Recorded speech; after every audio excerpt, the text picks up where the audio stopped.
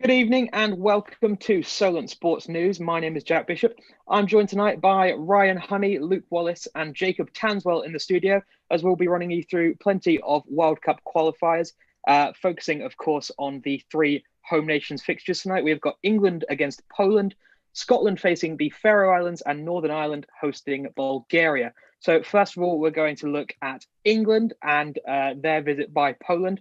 Ryan Honey's covering that one for us. Ryan, I understand there's only one change for England tonight. What can you tell us about the lineups? Well, Jack, it's going to be an interesting one to say the least. I mean, Poland haven't beaten England since 1973, and I'm sure that will give Gareth Southgate all the confidence in the world that his team can go on and get this win. As you say, one change, Ben Chilwell comes in for Luke Shaw. Pretty standard England tide. It looks like they're going for it. Harry Kane, Raheem Sterling and Phil Foden lead the line as they did against Albania. And for Poland, Pietkowski, Jozowiak, Milik and the injured Lewandowski make way for Michael Helik from Barnsley, Jan Bednarek of Southampton, Jakub Moder and Karol Swiderski in attack. He's got big shoes to fill, Swiderski, but 2 goals in his last 2 games for club and country. Polish fans will be happy. Well, not happy, but happier that he's coming to this game in form.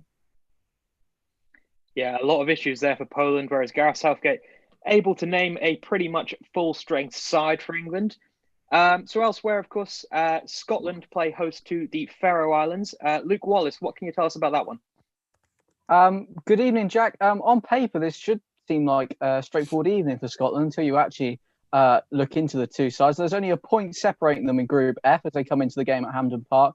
So a win for either could see them move into the top 2 in the automatic qualifying spots. The lineups this evening for Scotland, it's a 3-5-2. Craig Gordon in goal, Grant Hanley, Scott McTominay and Kieran Tierney at the back. Andy Robertson, John McGinn, McGregor, McLean and Ryan Fraser in midfield. Lyndon Dykes and Che Adams, of course, of Southampton up front. The standard 4-4-2 for the Faroe Islands, Nielsen in goal, Sorensen, Vathammer, Natterstand and Davidson at the back. Olsen, Andreasen, Hansen and Van Harmer, the brother of the one at the back, are in midfield, and the other Olsen and Edmondson are up front. Should be quite an even game, so hopefully I won't have the 8-0 I had last night. Hopefully so. Not last, but certainly by no means least in the studio with me is Mr. Jacob Tanswell. Jacob, Northern Ireland tonight playing host to Bulgaria. What can we expect to see there? Good evening, Jack. Good evening, everyone. Make no mistake about it. This is a huge game for Northern Ireland. They're currently second to bottom in the group. They've only played 1 game so far. And bottom of the group, you guessed it, it's Bulgaria.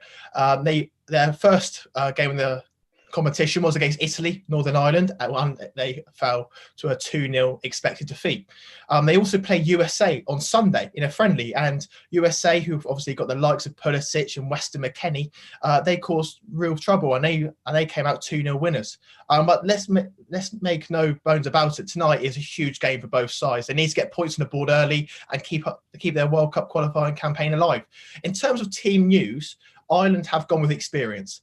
Bailey Peacock-Farrell is in goal in a 4-4-2 shape.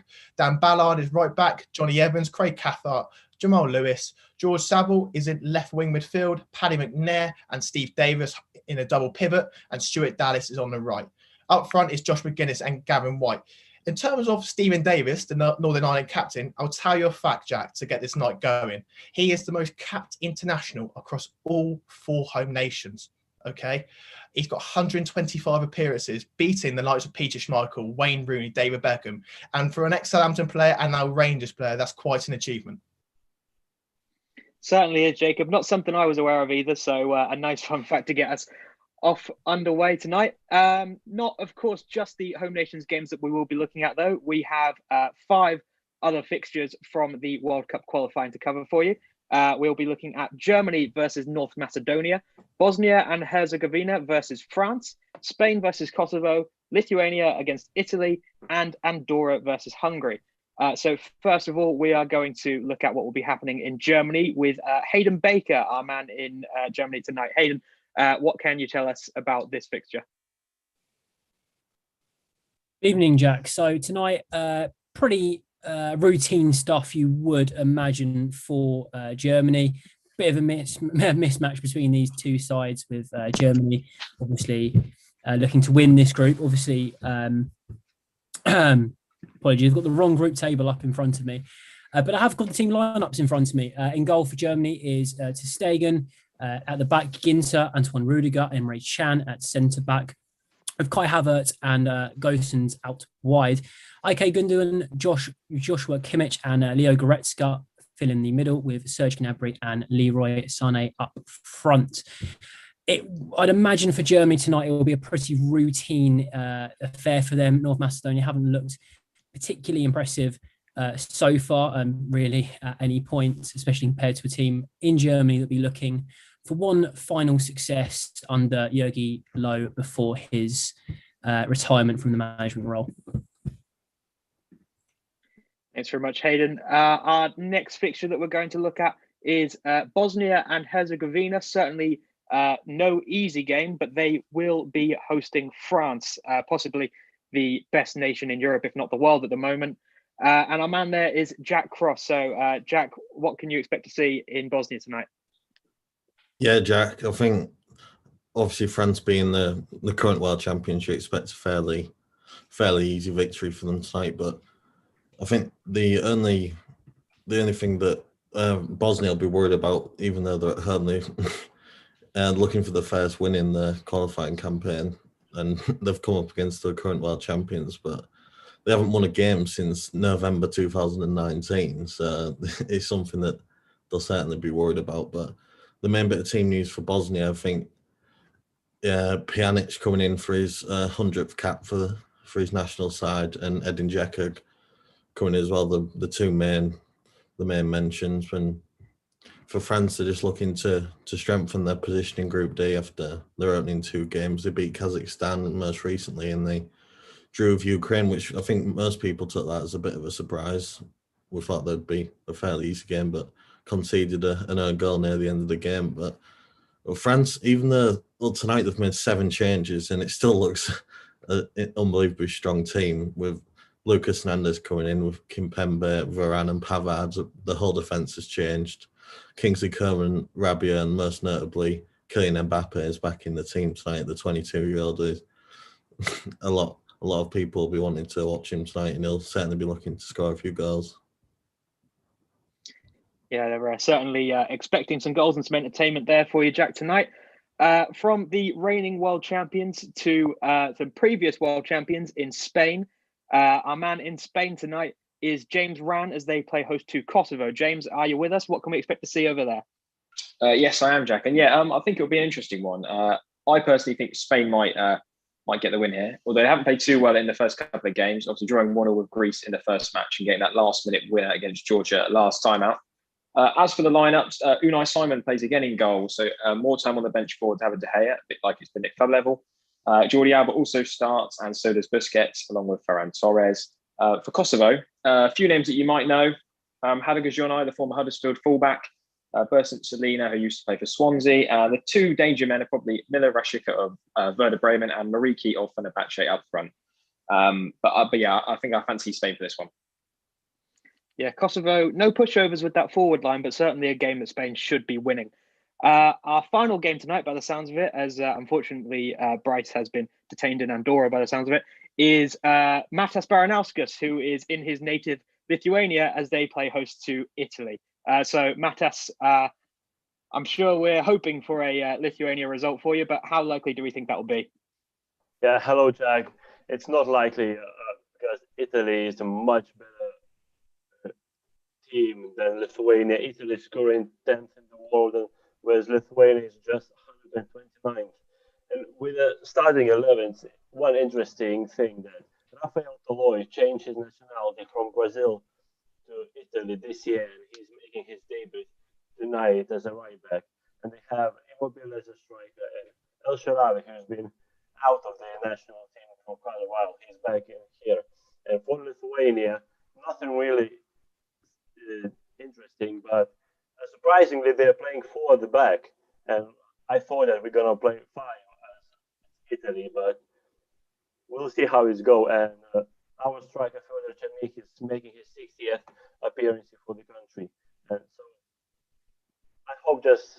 can score tonight, but we'll see what's going to happen. Thanks, Matas. Lots of action being covered tonight. Hopefully we see lots of goals. We're about a quarter of an hour from kickoff in those ones. In the meantime, I'd just like to bring our attention to a few results which have already been finalised today. In World Cup qualifying, Armenia got a 3-2 victory over Romania, who also had a red card, so lots of action in that one. In League One, Gillingham have just got to the full-time whistle with their 1-0 lead still intact over Wigan.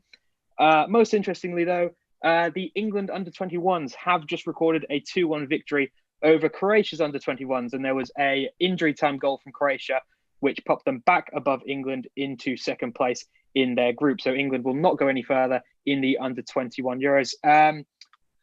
Ryan, you're covering England tonight, so I'm going to come to you first.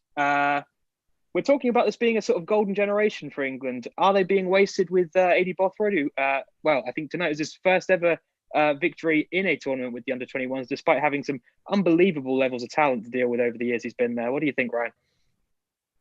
Well, I think they are being wasted. I mean, you look at the players that they've got at their disposal, the likes of Eze, Callum Hudson-Odoi, Ben Godfrey at the back, and even Dwight McNeil comes into that category. You know, these are playing in the Premier League. Like, these aren't no fools. They know what they're doing.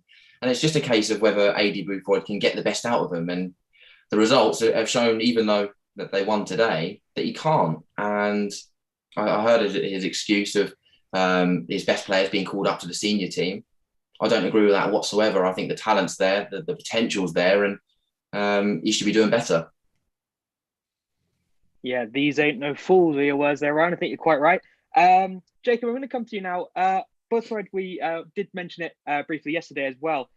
Very controversially came out and said that due to the structure of England's under-21s and their senior squad, it's impossible to succeed. But surely with that crop of players, they should still be able to get some results regardless of who's going up to the senior squad and when.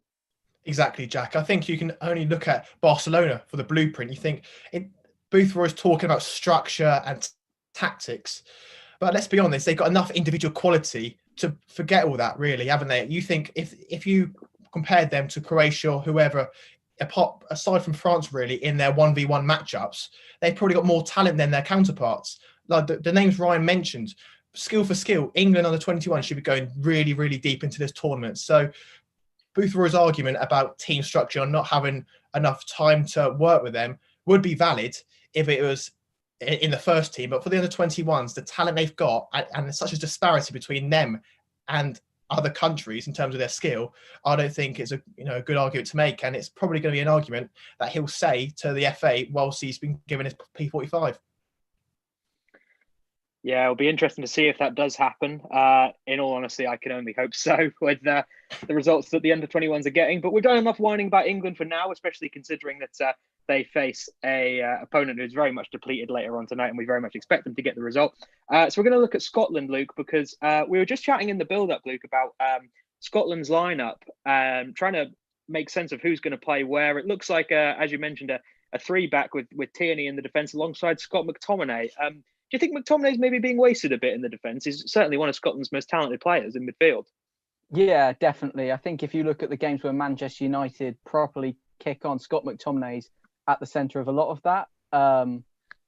Just playing him at centre-back doesn't make any sense to me. You've got Grant Hanley in there, who's had a brilliant season for Norwich. A player I don't usually rate that much, Grant Hanley, but it has to be said he's had a brilliant season this season. Struggled in the Premier League last season, of course. But yeah, surely you want Scott McTominay, a player of that stature and that quality, running a game for you. I'm not quite sure what Steve Clarke's thinking there.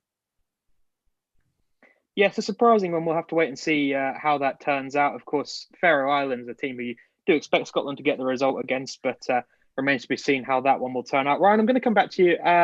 Obviously, Wales last night, as we're discussing 3 of the 4 home nations, Wales last night were able to pick up a big 1-0 victory over the Czech Republic. How influential can that be for their qualifying campaign now? Can they really kick on and try and get themselves into this tournament? Well, I think so. I mean, I didn't watch the game last night. I was covering Portugal-Luxembourg. But from what I've seen of them so far in their defeat to Belgium and what I've seen in the highlights from last night's game, they've definitely got the quality in their squad to pick up results. And that's exactly what they're going to need if they're going to qualify for next year's tournament. Obviously, the likes of Gareth Bale, he's going to have a huge influence on them. What can he bring out of the likes of Daniel James, who obviously got on the score sheet last night? A brilliant header, obviously came from a very good ball in from Gareth Bale. And it's just a case of whether Gareth can influence them in a way he has done all these years, and whether they can pick up the results they need. Yeah, we talk a lot about Gareth Bale. He has been in decent form for Spurs lately, and he really seems to step up for Wales. I think he just seems to have a bit more passion for his country than for any club that I've seen him play for. Jacob, do you think there's just an extra sort of something about getting to carry your country in a way that, especially Wales have lacked players that will do that before, with possibly their best ever player, Ryan Giggs, not wanting to do much on the international stage. Do you think that Bale just has that extra bit of passion when it comes to internationals? Definitely. I think it's similar to Aaron Ramsey. It's almost like instead of club before country, it's quite refreshing that actually he focuses more on his country. And in a way, his club's an afterthought. You saw that at Real Madrid. You see it with Paul Pogba through the winter periods, they're injured. But all of a sudden, the international break comes around and they're ready to play. They can't get away from their clubs quick enough. Gareth Bale, you saw that yesterday. I think he won a throw-in in the dying embers of the game and he celebrated like he scored a goal. It just shows how much passion he does have. And he is the talisman. He's made to feel great about himself. He's the leader that everyone looks up to. So having Gareth Bale, a fit and fully confident Gareth Bale, that can only grow Wales and perhaps make them finish into qualifying spots. I would hope so. Gareth Bale, of course, you mentioned formerly of Real Madrid. He'll be going back there in this summer. He confirmed recently that he won't be extending his stay at Tottenham. Lots of potential moves this summer, even despite the depletion of funds at these clubs due to COVID. But one player who'll be moving with no transfer fee is Sergio Aguero. He confirmed recently that his time at Manchester City will soon be up. Luke, it looks like there's a plethora of clubs lining up to get their name into the hat to try and sign Sergio Aguero, be it European giants or, will he go off to South America now and see out his career there? What do you think is the right move for Aguero? Do you think that he needs to continue playing at the top level, or do you think he's past it at this point? I think he's definitely still got it in the tank to play at the top level. I think he quite famously said he'd stay until they won the Champions League at Man City. Of course, they can still do that this season. But it's very tough. So if he personally wants to win the Champions League, I think he's got to look. I think it might have been Jacob, correct me if I'm wrong, said this yesterday, but PSG is probably the best destination for him. If he wants to get that Champions League medal and then that wipes the floor for him in Europe, he's won everything he could possibly want to win. PSG definitely, and I think he'd be a perfect fit. You say that, but does that not displace one of an already very talented front three? I mean, for me, PSG, their attack is something that doesn't need to be touched unless they, for whatever reason, do part ways with Mbappe. I think that when I look at PSG, I think they've got possibly the best attack in the world and a fairly average midfield and defence. Do you really think that the attacker is where they need to be focusing? I don't think you can ever have enough goal scorers, especially someone the quality of Sergio Aguero. He will tear teams apart in France because it's a very different league to the Premier League. He's managed to come over. He's probably the greatest signing of the last decade. He's torn Premier League teams apart.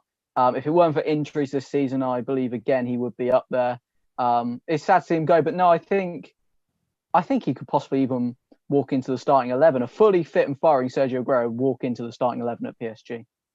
Can I just add to that? Because you think Neymar, he's not going to be fit for the whole season, is he? Especially in them winter periods. Sergio Aguero, with his poacher's instinct, and he gives PSG something different that the likes of Icardi and Mbappe don't. Yeah, I can certainly see where you're coming from. I think Icardi he's a good striker, but he's not quite at that level of certainly an Aguero, and not up to the level of the players around him either. But with Mbappe, I think recently said that he wants to play on the left wing, which is where we normally see Neymar play. So it'll be interesting to see if Mbappe ends up going anywhere. Of course, one of the names often linked with a move away in the summer, as well as Erling Haaland. Ryan, can you see Manchester City being a potential destination for Haaland with Aguero on the way out now? I mean, potentially. I mean, I wouldn't bet against it. They've definitely got the money to bring him in as well. I mean, I think that's a key factor. You look around, how many have the sort of money to be able to bring in a player with the stature of Erling Haaland. Not many. Man City definitely one of them, and it's just a case of whether they need him. Do they need to go out and spend over 150 million odd on an Erling Haaland? I don't think so. The amount of players they've got at their disposal, I think it'd be silly to at this current stage. But no, they definitely could. Can I They could add to that? go on, Luke. Man City are never a team who spend what they need to spend. They spend what they want to spend. You know, I mean, if Erling Haaland signs for Manchester City, we might as well all go home now, because they will absolutely walk the league. They will be unstoppable. I mean, I know as a Reading fan, in the unlikely event if we come up and have to play Erling Haaland, I mean, we'll be looking down the barrel of a 7 or 8-0 defeat. But yeah, I could see it happening, and if it does, I fear for what that means for the Premier League's competitive edge. See, you say that though, Luke, but I can't recall who it was that we had covering the Norway fixture last night, but it sounded like Haaland was having an absolute stinker. He seemed to miss, 3 or 4 good chances at least, whereas normally he's so reliable in front of goal.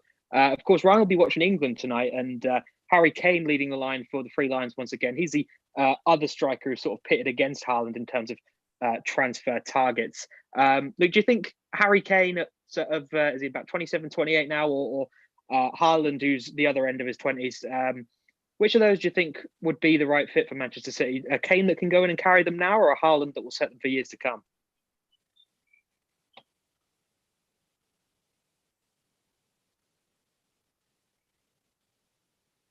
Luke's really pondering that one. Have we lost you, Luke?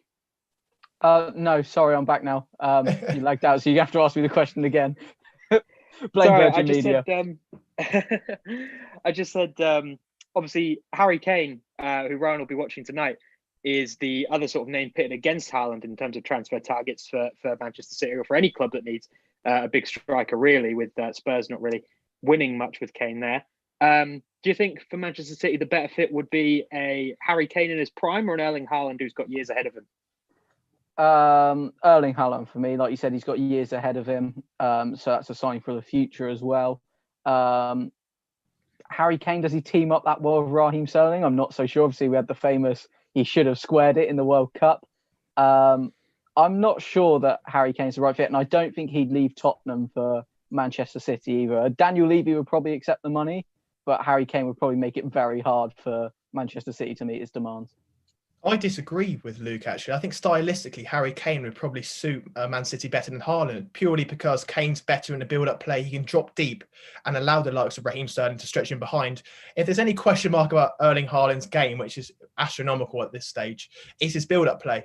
He sometimes gets accused of a heavy touch and his build-up play and being a hold-up man, despite his frame. He's not the greatest at it. So I think Harry Kane, he probably would want to go. I think he's sent out little signals recently that he is getting to the stage where he has to win trophies, and whether that's at Man City or Real Madrid, I think he'd be open to it. The question is, with Daniel Levy and his pesky negotiations, how long is that going to take? And let's be honest, is it worth Pep Guardiola's bother? I think he'll go to Real Madrid if he does leave Spurs, personally. It all depends on the cash flow. I do agree with Jacob, though, that Kane would perhaps be the better fit, especially with the fact that, we know Pep Guardiola is not going to stay there forever. It's already the longest he's ever been at a club. So realistically, do you want to invest in a player for years to come who might have to come and play under a different coach that doesn't like him? Or do you want to bring Kane in, who, as Jacob says, just fits Guardiola's style of play so well, as he can drop in and allow, the likes of Sterling and Foden to move into that sort of false nine position ahead of him? Ryan, we haven't got your take yet. You, Manchester City manager Sheikh Mansour says, "Here's 150 million pounds. Go and buy me a striker." Who are you going for? I would definitely go for Harry Kane. I think he offers, so much in his all-round game, and more often than not, you want a striker that knows the league. And Harry Kane has been and done it in the Premier League for the last 5, 6, going on 7 years. So, I mean, I think it'd be a minimal risk to bring in Haaland when you could bring in the likes of Harry Kane, because you don't know how Haaland's going to adapt to the league. Yeah, that is absolutely right. We are just about 60 seconds away from kickoff in all of our World Cup qualifying fixtures tonight. If you weren't with us from the start, I'll just quickly run you through the games that we'll be covering. It's England versus Poland, Scotland versus the Faroe Islands, and Northern Ireland versus Bulgaria, the 3 home nation fixtures. We have got covered here in the studio.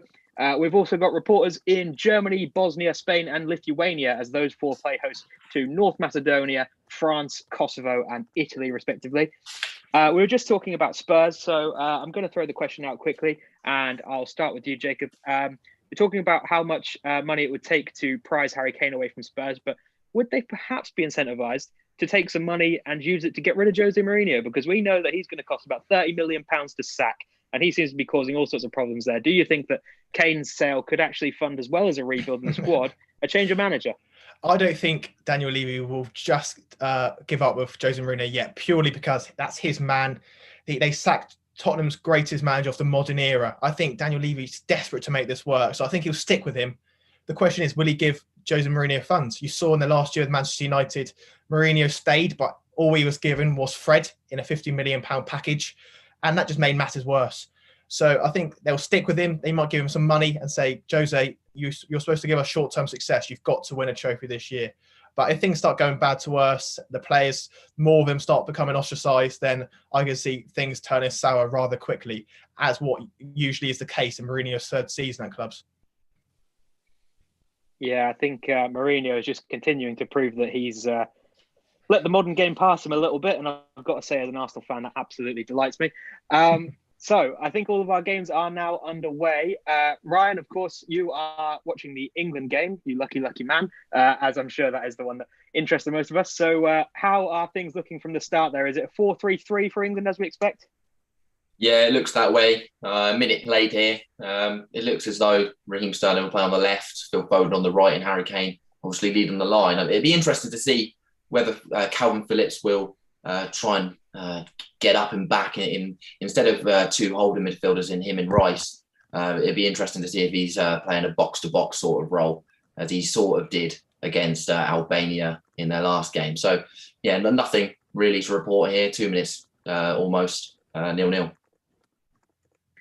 Yeah, I suppose Calvin Phillips isn't quite the ball carrier that you might want in that midfield, but it's the way that Southgate has gone. We're glad to see him at least finally playing a back 4.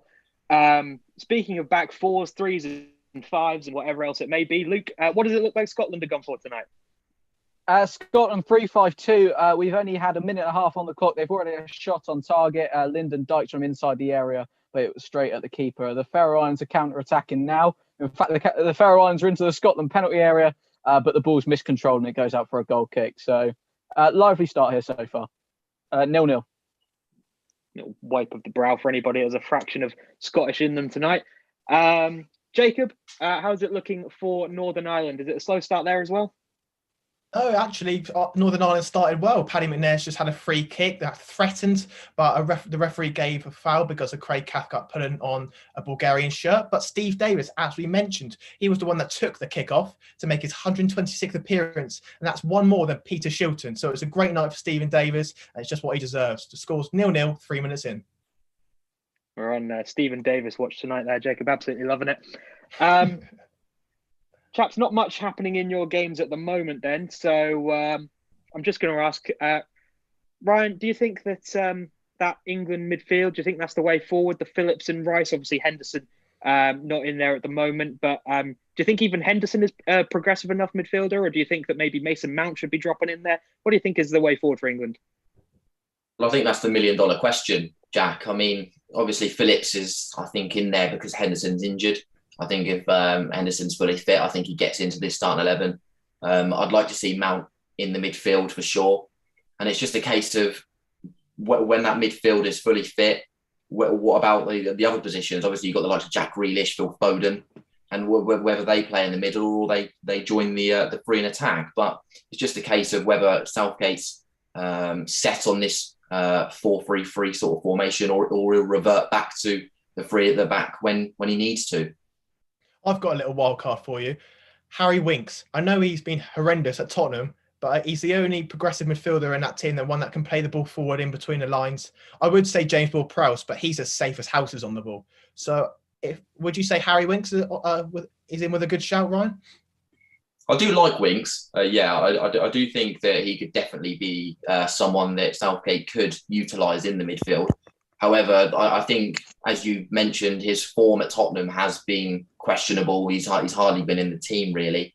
And I think that will play a factor in terms of his England career in the next tournament. Yeah, it will certainly depend on if Winks can turn his club form around. He is a good little footballer, Harry Winks. He, as Jacob says, he just gets the ball forward well. He doesn't do anything too spectacular, but sometimes that's what you need in that midfield. I think the concern with Southgate is that he is just a bit pragmatic, even as he's finally come away from the three at the back formation. It's still not quite as attacky as you'd like to see, especially against a side like Poland. There's three midfielders in there, two of which certainly more defensive for their club, and then Mount in the front three, who I like Mason Mount as a footballer, but I'd want to see him in the midfield, especially with how many good wide options England have. I don't really want him taking up one of those spots. Luke, we haven't heard from you for a little while. How are Scotland getting on there? Is it, I think we were last with the Faroe Islands, which are starting to get forward. Have Scotland had any attacks yet? No more attacks for either side so far. Scotland just comfortably passing the ball around on the halfway line, taking their time trying to pick the gaps. They go up the left now, but they seem to have cornered themselves. Che Adams plays the ball back to Andy Robertson, and now they're going back towards the halfway line. So no chances here at the minute. 0-0. Okay. I gathered that much. About 5 or 6 minutes played in all the fixtures. We are going to have a look at how the rest have started. Hayden Baker is our man in Germany. Hayden, how's it looking there? Of course, North Macedonia are a team that Germany realistically should not be having many problems with, but how have they started? Well, they started pretty, as you'd expect, to be honest with you, Jack. Pretty basic start so far, not really a lot going on. A little bit of a half chance for the Germans. A long ball over the top from Ilkay Gundogan, found Serge Gnabry, but he couldn't really get a very good touch on it. Kind of got a half touch. It kind of slipped past the post in the end. Pretty quiet start between these two sides, but I'd imagine it will start to get going pretty shortly. 7 minutes gone, still 0-0. Thanks, Hayden. Jacob, we're hearing that there's a penalty appeal for Bulgaria in Northern Ireland. Does it look like it's going to be given? No, it's not being given. It's 7 minutes in, and to be honest with you, it's Bulgaria's first venture into the Northern Ireland half. The ball was in a tight area. It was ping ball, and Johnny Evans was the one that apparently handballed it, but it was hit about half a yard away. But Stephen Davis, as I was just talking, just had a shot, and for a second, I thought I was going to stand up and celebrate. Unfortunately for Steve Davis and many Southampton and Rangers fans, it got deflected and just past the post. The score's still 0-0. Go! Oh, we've got a goal. Luke Wallace, what's happened in Scotland? It's Scotland 1, the Faroe Islands 0. It's a Premier League team up on this one. Kieran Tierney drove into the box, crossed the ball into John McGinn, who gets his 8th goal in a Scotland shirt. Scotland 1, Faroe Islands 0. Great to hear those two linking up. Two players I'm a big fan of, especially Kieran Tierney, of course, as an Arsenal supporter myself. Love Kieran Tierney. Jacob, we had to come away from you a little bit early there. I was just going to mention the fact that there's no VAR in these qualifiers. Do you think that VAR would have ruled that a penalty, or was it safely waved away by the referee? They're actually still complaining about it now, Bulgaria, 3 minutes later. At the start of the season, it certainly would have been handball because of that ludicrous handball law that anything that hit the hand was a penalty, but this was too close. If this was a penalty, then I'll use the famous phrase, the game has gone. Still 0-0. Okay, good to hear that the correct decision was made there then. We were making our way around the grounds. Jack Cross is in Bosnia as they host the current world champions France. Jack, how have the French started over there after making 7 changes to their lineup? Yeah, well, to be honest, Bosnia started the game better, in my opinion. They've kept the majority of the ball. Only just over 4 minutes gone as the teams were a bit late entering the field, but only the one chance, and it fell to France. The first time Paul Pogba had even touched the ball over the top to Mbappe, he was given offside and he hit the post. But from my angle, it looked onside, to be honest. So I think if VAR was, like we were just talking about, was in the qualifiers, I think that would have been overruled had it gone in. But still, Bosnia 0, France 0 here. I think UEFA sort of damned if they do, damned if they don't with VAR, really, because so many of us complain about it. But now with these qualifiers not having it, all of a sudden it feels a little bit odd to not have to wait on the monitor and see some questionable decisions checked over. James Rann is in Spain as they host Kosovo, former world champion Spain. Should really be winning that one, but how have they started out, James? They started quite well, actually, Jack. it's quite a laborious kind of Spain team. It's not got much pace. Bit of a throwback to the 2010 World Cup triumph, like you mentioned earlier. Two players looking good so far. Ferran Torres, who got the equaliser against Georgia, and Dani Olmo, who scored that goal. They both look quite tricky down the wings. It looks like it might be quite a long night for Kosovo. 8 minutes played, and it's still 0-0. Thanks, James. And lastly, Matas is in Lithuania for us. Didn't have to travel far for that one, Matas. But how are your native Lithuania doing against Italy tonight? Well, Italy is controlling the majority of the ball, but Lithuania surprised me because when they get the ball, they try to control it, slowly get in the attack. But with Italy playing in very high line, Lithuania can't have a chance to counter-attack them. But it's still 10 minutes in, 0-0. Thanks very much, Matas. So 10 minutes played in all of our fixtures here so far, and just the one goal at Hampton Park to report. Ryan, England still just sat back in that 4-3-3, not doing too much, or already just keeping possession at the moment? How's it going? Yeah, they've seen a lot of the ball, as you'd expect, and they look a little sharper than they have done in their previous two games. I mean, they had a chance a couple of minutes ago where it was good play down the left-hand side. It was a nice little 1-2 between the two Chelsea boys, Ben Chilwell and Mason Mount. And Chilwell getting behind Berezinski down the right-hand side, down the Chilwell's left-hand side, and pulled it back. A lovely pull back, and Foden's header just went over the bar. He was stretching, couldn't grow enough in it and get it on target. But other than that, not really created much, but seeing a lot of the ball so far in the opening 11 minutes or so. Still 0-0. Shame that we've not got too much action just yet, and no goals in any of the World Cup European qualifiers just yet that we are not covering. 12 minutes played in most of them. Obviously, the Bosnia and France game, slightly delayed kickoff for whatever reason, only in the 9th there. Jacob, how's it going in Northern Ireland? Any more action? Any more penalty appeals? Any Stephen Davis masterclass going on? It's just been a half chance for Northern Ireland. A long throw from Stuart Dallas. Craig Cathcart won that first header, flicked it onto Josh McGuinness, whose header just went into the keeper's hands. But I'd say now, it's a refreshing change from the Premier League. I watched Turkey-Latvia yesterday. I'm seeing long balls, no VAR, yellow cards galore. This is great. Still 0-0. Yeah, I got to say, not usually a great fan of the international breaks. I'm usually one of those saying, oh, for God's sake, give us the football back. But I watched Croatia versus Malta last night, and it was actually a very entertaining game. Unfortunately, not quite as much action occurring too much tonight.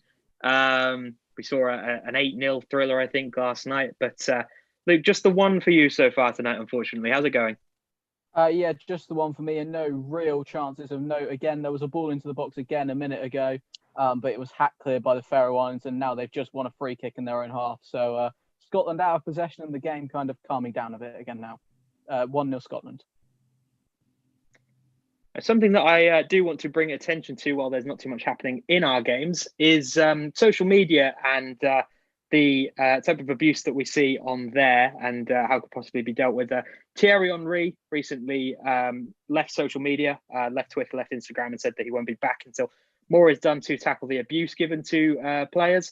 And, well, not just players, but anybody involved in football, of course, even all the way down to other fans, as Claude from Arsenal Fan TV, a character that many of you might know, actually passed away yesterday. The details aren't confirmed, but we knew that he was dealing with a lot of abuse online. He didn't handle it particularly well. One such way to deal with these problems that has been discussed is identity being given to these companies, but then there's a whole security concern there as well. I don't think they can really win other than just having more effective filters. Ryan, I'm going to come to you first. What do you think of the idea of having to give your ID over to Twitter and Instagram to even be able to use an account? I think obviously there are pros and cons to it, but I think it would be a step in the right direction. I think more needs to be done because at the moment it is too easy to get away with these things, and it's unacceptable. And I think it's a good example that Thierry Henry has taken a foot away from the social media. I think others will follow suit, and it could be the start of a movement. But unacceptable behaviour, and something needs to be done about it, and soon. It's absolutely unacceptable, but just unfortunate that, you know, the vast majority of people know that it's unacceptable, and they don't need to be lectured, and they don't need to have their identity taken or anything like that. But there's just those people out there that seem to get a kick out of it, and they'll do it from a faceless account. And what can you really do until it goes so far that they cause some damage and their IP is tracked down and they're punished? Of course, there was one case of a young man in Ireland. I think he sent Ian Wright an absolute wave of racially motivated abuse. And it was nothing that Ian Wright had even done himself. He'd packed him on FIFA was the problem. He'd got Ian Wright out of an icon pack and he was furious, and he sent him some absolutely horrible messages. The lad was tracked down, and obviously the story was publicised. But in the end, Ian Wright completely forgave him. They said they had a bit of a chat, and he realised where he was wrong and such. But is that a bit too easy for him? Is that a bit too light, do you think, Jacob? Can you really just get away with sending that sort of abuse to somebody, and all that happens is a little slap on the wrist and an apology? Certainly not. I think this is a grey area. For one, we don't know, or social media doesn't know how to track down these people, and when they do, what is the correct punishment? I think it starts from the top. You see with UEFA. I think a couple of years ago, Danny Rose got racially abused in Serbia. This is not on social, but this is in our actual real life. And I think UEFA or FIFA fined Serbia £4,000. How is that a deterrent? I think there needs to be stronger punishments. I think there needs to be, guidelines created, but we need clear evidence. Hold on, there's a chance. Oh, there's a goal, but the referee's put the whistle to his mouth and has disallowed it. Stuart Dallas apparently pulled the shirt of the Bulgarian fullback before Josh McGuinness slid into an empty net. But yeah, in terms going back to racial abuse, something has to be done, and we have to get this out immediately. Yeah, Jacob talks about soft punishments there. Kudela, the player who racially abused Rangers' Glenn Kamara, the finest punishment that he's received so far was an elbow in the face from Gareth Bale last night. Luke, I'm not sure if you saw that one. A little bit satisfying to see that. But Kudela's still maintaining his innocence, his club backing him, his nation backing him, his fans backing him. Can we really move forward when there seems to be perhaps issues with even whole nationalities being a bit behind and not actually realising the issue with what he's done or said there? That's for you, Mr. Wallace.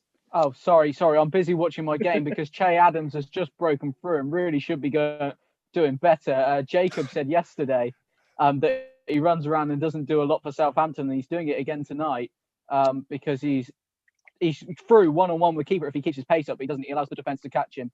There's a great chance for the Faroe Islands as well. Brander Olsen had a great shot. It was heading into the top bins, but Craig Gordon was able to pluck it out of the air and tip it over for a corner. But Scotland now defending again because the Faroe Islands are in possession in their half.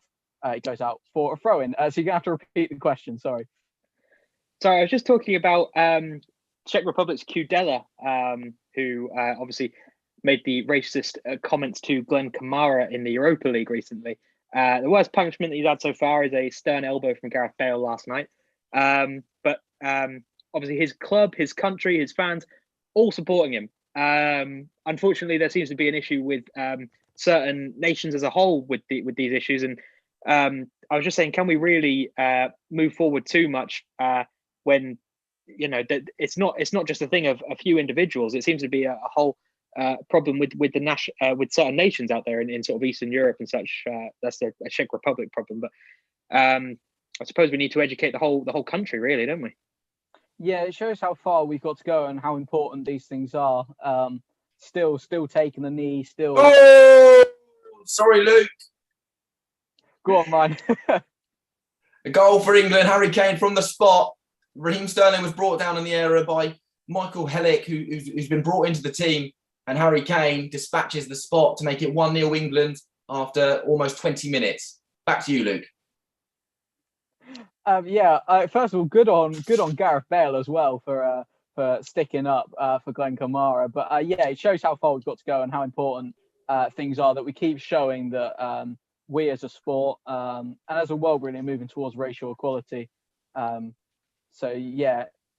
the whole country is going to be very difficult. But maybe there's other punishments you can dish out to help move that forward as well. Yeah, Good to see the goal there at Wembley. We were talking earlier about Jose Mourinho and his job security. There was a poll from The Athletic that came out this morning about whether teams' fan bases are happy to see their manager still in charge this time next year. Tottenham second bottom, only beating Newcastle, one of the only teams with a majority of their fan base saying they want the manager out. Jacob, of course, we know you're a Southampton fan. Southampton up there at 81% of fans happy to see their manager stay. Are you one of the 81% that are happy with Hasenhüttl? Of course I am. I think I'm the firm head of the Ralph Hasenhüttl fan club. I think you look at it, you think a manager's overseen 2 9-0 defeats, okay, in a space of a year. That hasn't happened ever. And yet the support base largely seems to be okay with it. I think they know that, this goes way beyond Ralph Hasenhüttl and his management. It goes into the infrastructure, the cultural issues at the club. Southampton, as we all know by now, haven't got any money. The owner hasn't put £1 into the club since taking ownership. So I can understand why the Athletic ran a poll and it was such a big vote in favour of Hasenhüttl. Yeah, interestingly, most Premier League clubs were overwhelmingly in favour of their manager staying. One who were all the way down at the bottom with only 25%, though, were Newcastle fans in favour of Steve Bruce. But we talk about financial backing. Ryan, has Bruce had as much backing? I mean, previously Newcastle fans seem to have the issue with Mike Ashley, but now it's very much being aimed at Steve Bruce. Do you think Bruce is the problem there? I don't know particularly, Jack. I mean, the players that Steve Bruce has at his disposal suggest that they should be doing a lot better than what they are. I mean, you look at the likes of Callum Wilson, Alan St-Maximin, and Ryan Fraser, obviously being brought in the summer. The quality's there. It's just a case of whether Steve Bruce can get it out of them. And I'm not surprised the fans are starting to turn. Jacob, I just saw you reacting massively there. Has Stephen Davis just taken a 5-yard pass, or what's happened? Imagine if Stephen Davis scored. No, Arnold just hit the crossbar. Jamal Lewis does brilliantly down this left wing. He drives to the byline, stands across up. Stuart Dallas is there as the right wing back. He pops up, his header straight onto the crossbar. Great chance for Stuart Dallas. He did well to bring it back towards the far post, but it's still 0-0. Yeah, still 0-0 seems to be the story around most of the grounds. But Matas Baranauskas, we're going to come to you just quickly. How are things looking over there in Lithuania? Still all Italy, or are you giving it a go? Well, we had a 1.5 chance, but the shot was blocked, and right now it's all Italy. You can hear the fans around the stadium watching the game, not from the stands, of course, because no fans are allowed, but you can hear fans singing songs outside the stadium, watching the game from the trees. So, but it's still 22 minutes in 0-0. Glad to hear that the Lithuanians are passionate for their country, playing a team about 170 rankings above, I believe. Another match where there is a decent disparity between the teams is Spain versus Kosovo, but still 0-0 there, we understand. James, how's it going over there? Yeah, not much happened since you last came to me, Jack. Spain dominating the ball as you'd expect they would. Kosovo haven't had a shot yet. Jordi Alba looks lively, got both the assists last time out against Georgia. So I think if anything's going to happen, it's going to be down that left. But yeah, just over 20 minutes gone and it's still 0-0. A few games where it is not 0-0 any longer, though, are a few that we unfortunately aren't covering. Liechtenstein have just gone 1-0 down at home to Iceland. And Ukraine are 1-0 up at home to Kazakhstan. So a couple of goals there, but still 0-0 in Bosnia, who are playing host to world champions France. Jack Cross, how's it going over there? Yeah, since last came to me, the last 10 minutes or so, France have really took charge of the game, but they haven't really been doing a lot with the ball. They've had a couple of free kicks that have just gone into the wall or gone over the goal, and a couple of corners that have come to nothing, but that's really about it. Bosnia looked okay, nothing that special, but they are against the world champions, like you say. But yeah, France are definitely starting to show their quality a bit more now, still 0-0.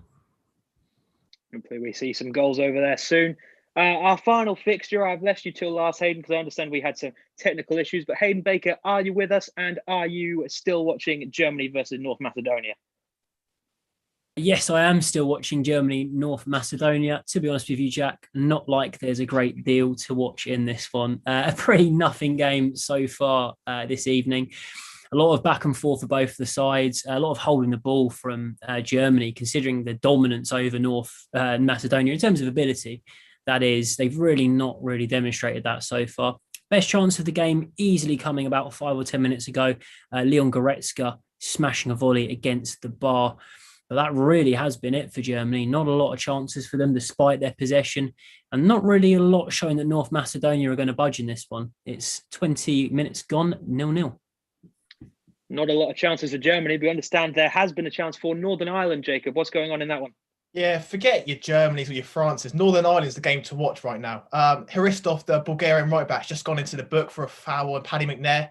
The resulting free kick whipped into the box. Josh McGuinness got across his man at the front post and just headed over. For a second then, I was just about to shout goal, but it's still 0-0. Northern Ireland cracking on nicely. Shame we didn't get the goal shout there. Ryan Honey, how are England getting on since their goal? Are they looking to press on for a second, or are they just, are they under pressure from Poland? What's going on there? Not much to really report, Jack. I mean, it's been pretty much all England in the opening 26 minutes or so, and deservedly. They've taken the lead. I expect a similar pattern for the remainder of the half, because Poland haven't really offers anything going forwards. That their wing backs haven't really ventured past halfway line, and I think that says it all really. Still 1-0 here after 26 minutes. Yeah, I suppose it's a tough one for Poland with a few players out due to the COVID outbreak there, and even worse so is their star man Robert Lewandowski out for a few weeks, which will cause them to miss the next round of Champions League fixtures, as well as Bayern Munich take on PSG. Luke Wallace, our man at Hampton Park. How's it going in Scotland? Only one real chance of note, really. It's John McGinn again involved. He takes a free kick this time. It's pinged in towards Che Adams, who gets a header off, but straight at the keeper. Probably could have done better, but I can see why he hasn't scored for his national team yet. Scotland 1, Faroe Islands 0. Thanks, Luke. Ryan, you look absolutely fuming over there. What's happened at Wembley? Well, I can't believe it's not two, Jack, to be honest. I mean, Raheem Sterling's had acres of space down this left-hand side, and Mason Mount manages to squeeze the ball into him. And he takes the ball inwards, and it looks as for all the world he's going to try and bend it into the far corner, but he sees Phil Foden running in at the back post, and he tries to square it to him. But I really don't understand why Raheem Sterling never shot, and it remains 1-0 because Poland managed to get back and clear. Yeah, interesting for me, Ryan, is that Raheem Sterling, obviously a tremendously talented player, but just never quite at the same level for England as he is for his club. Do you think that's just because of the players around him, or is it the system, or is it a bit of both? I don't know. I think it is a strange one. I mean, if we were to get Raheem Sterling and Harry Kane firing together on the international stage, I mean, obviously Harry Kane does it, but if we were to get Raheem Sterling doing it as well, we would be a real force. But I think it's a question that nobody knows the answer to. Why isn't Raheem Sterling managing the same sort of numbers for England as Manchester City? And I don't know if it's the case of positioning. I don't know what Gareth's telling him that Pep is. It's a weird one, and whether or not he's playing on the left or on the right, he's still a threat. Don't rule that out. But it's just a case of whether he can be as clinical for England as he is for City. Yeah, I think the issue that we have there is that a lot of Sterling's goals for Man City are what you would call tap-ins. Not that there is anything wrong with scoring a tap-in, because, of course, you still have to be in the right place at the right time. But I don't think that England quite play in the same sort of tiki-taka way as Manchester City do to get him into those positions where he's, finding himself at the back post and the keeper's, over the other side of the goal. Just doesn't quite come together for England. But hopefully, with the change to a 4-3-3, you can see a bit more attacking play and hopefully can move towards getting some more goals for Raheem Sterling. So not much going on in any of our games so far. We're about half an hour played. We're approaching the half-hour mark. Unfortunately, we have only seen 3 or 4 goals so far tonight. One of those coming at Hampton Park, one coming at Wembley. Still 0-0 in Northern Ireland, however. Jacob, how are things going there? We just had a little bit of action, but I haven't seen you going wild there, so I'm assuming we haven't missed too much. No, nothing's happened at the moment. Little quick tactical tweak from Ian Barraclough, actually. Originally, Northern Ireland set up in a 4-4-2 system, but now with Bulgaria parking the bus behind Windsor Park, they're now playing a 3 at the back in possession, with Stuart Dallas now acting as a right wing back. Time will tell whether this change will pay dividends, but right now, Bulgaria are part of the whole country, it seems, behind the ball, and Stephen Davis, the little Northern Irish magician, is tasked with opening that lock. Still 0-0. See what Stephen Davis can do over there. Luke, we were talking, of course, about teams' funds being depleted due to COVID. Whether Man City can afford a Kane or a Haaland, and who can afford Mbappe, if anyone. But interestingly, another report that came from The Athletic this morning was that Premier League clubs spent £272 million this season on agents' fees alone. How obviously the agent has a role to play, but how can they possibly be doing enough to justify that much money? Is there anything that you can say for that? Whole things at agents' fees baffles me, really. Yes, I understand the fact that they have a job to do to find their clients clubs and whatnot, but do they really warrant that much money? In my opinion, no. Should there be some sort of limit on it enforced from a higher governing body? Yes, but then at the same time, do you see less players moving around? Do you see players kicking off because they don't think they're going to get as good of deals without their agents, or their agents being on less money? Probably. So there's a balance that's got to be struck, but yeah, I'd like to see it reined in. Yeah, I think we can all agree there. Just as we were talking, Ryan Honey, I saw you with your hands on your head. You're still shaking your head. What's happened at Wembley now? Well, I'm still trying to fathom how it's still only 1-0. Harry Kane, the latest to have an opportunity. It was brilliant play again from Mason Mount. He's been England's key man so far tonight, and he manages to squirm the ball into the feet of Phil Foden. It's a lovely flick from the Manchester City man, and he just tees up Harry Kane. It's so inviting, and he hits it first time just outside the area, and he goes for the near post, and Wojciech Szczesny does really well to get down to it and keep it out. Yeah, still 1-0 here. Sorry, Ryan. Jack, just on that, Ryan, you have got your own story of Mason Mount, haven't you? You actually know him. Can you reveal to the audience what that entails? Well, I think no is a little bit exaggerated. I've been down the park with him when I was a youngster, but other than that, nothing major. Okay, I think the issue that we have with England, it seemed to be Kane and Sterling linking up there again. But classically, an issue for England is having so many good individuals who just can't seem to quite put it together on the international stage. Of course, everybody knows about the issues with Steven Gerrard and Frank Lampard previously for all of their individual ability. Two of the best midfielders in the world at the time. Couldn't put much together on the international stage, even with Paul Scholes thrown in there as well, David Beckham. There was almost, too much, and too many creative players. And what do you do with them? How do you fit them in? Paul Scholes at left midfield was the answer in the end, but did not work out for England then at all. Looking like a slightly better turn of fortune for England recently, especially with the results in the World Cup. But do you think there's still just an issue of players being so good for their clubs and then not being able to work together? I mean, Ryan, it seems to be particularly an England issue because Spain, when they won the World Cup, their team was made up almost entirely of Barcelona and Real Madrid players working together. So why on earth can't Manchester United and Manchester City players work together? What do you think is the issue there? Well, I wouldn't call it an issue. I think it's definitely an area that should be looked at. I mean, the team, from what I've seen online and all the videos of them, the togetherness is unbelievable. The camaraderie within the team setup is good. So I don't think from that point of view that's where it's at, like rivalry or anything like that. I think it's a case of them just getting used to playing with each other. And from what I've seen so far in the games against Albania and San Marino, we can play. And so far in this game, we've dominated possession, and the link-up play's been very good. So I don't see it being 1-0 for too much longer. I only hope England can add that second one and crack on.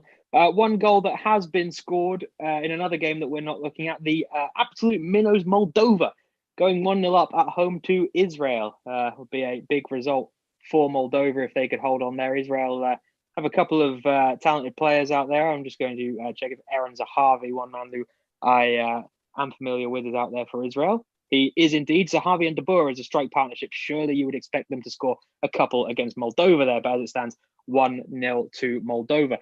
Not much going on in the rest of our games, though, unfortunately. Seemed like last night was a much more eventful one with 10 minutes to go of the first halves around the ground. It seems to still be 0-0 in just about all of the games outside of our live panel. So we're going to go over first to Germany once again. Hayden Baker, have we missed anything since we were last with you? A handful of chances for Germany since you were last with me, Jack. A couple of really good chances, actually, for Serge Gnabry in particular. It's not really been a particularly dominant performance from Germany still, although you would expect them to be of a certain standard. They look really patient. They're trying to break down North Macedonia, and it's just not happening for them. Again, a couple of chances that have come from quick balls over the top, quick plays across the box, where Serge Gnabry has just about managed to latch on and get a half chance, a couple of saves from the goalkeeper. Probably the best opportunity they've had is a chance they didn't even really make anything of. Kai Havertz gets the ball to his feet in the middle of the box, no one around him, and just completely squanders it. Didn't know where he was, didn't know what he was doing with it. He looked like a child lost in a supermarket. Well, just had another half chance here. Again, Germany has been well blocked by Velofsky. It's out for a corner. Germany have a corner. Maybe this will be where they get their goal, but the way they've been so far, I'm not holding my breath. 35 minutes gone, still 0-0. We'll come back to Hayden in a moment to see how that corner goes. But Jacob, despite it being 0-0 Northern Ireland, it sounds like you've got the most exciting game of the lot so far. Another chance for Bulgaria. How did that one go? Well, that doesn't take much, does it really, Jack? Basically, this is a real meat and potato sort of game. There's absolutely no chance from open play. Everything that's exclusively coming through set pieces. And this time it was Bulgaria's turn. Despestov had a free kick just left of centre. He curled it in. Bailey Peacock-Farrell came rushing out, but then he had a collision with Craig Cathcart and the ball was spilt. Luckily for Northern Ireland and Bailey Peacock-Farrell, the ball went out for a goal kick. But it's still 0-0. Bulgaria are slowly growing into it. But when I say slowly, I mean very, very slowly. We finally have a goal from one of the other games, and it's been scored at the Estadio Olimpico in Seville. James Ran, you are over there for us. What's happened in Spain? Yes, it was a really good goal, to be fair. Morata broke down on the right-hand side into the box. He put a cross in, but he way over hit it. It came back to Jordi Alba, who's kind of playing left wing back as he does for Barcelona. He swings it back to Dani Olmo on the edge of the box, and he swoops it right into the top corner. The ball took a similar fight to that Dimitri Payet free kick he scored all those years ago for West Ham. Absolutely cracking goal. 35 minutes gone, and it's Spain 1, Kosovo 0. Thank you, James. Ryan, I'm getting used to the sight of you absolutely fuming there. What's happened at Wembley now? I'm actually in shock how Ben Chilwell has really struggled to hold his run in this game.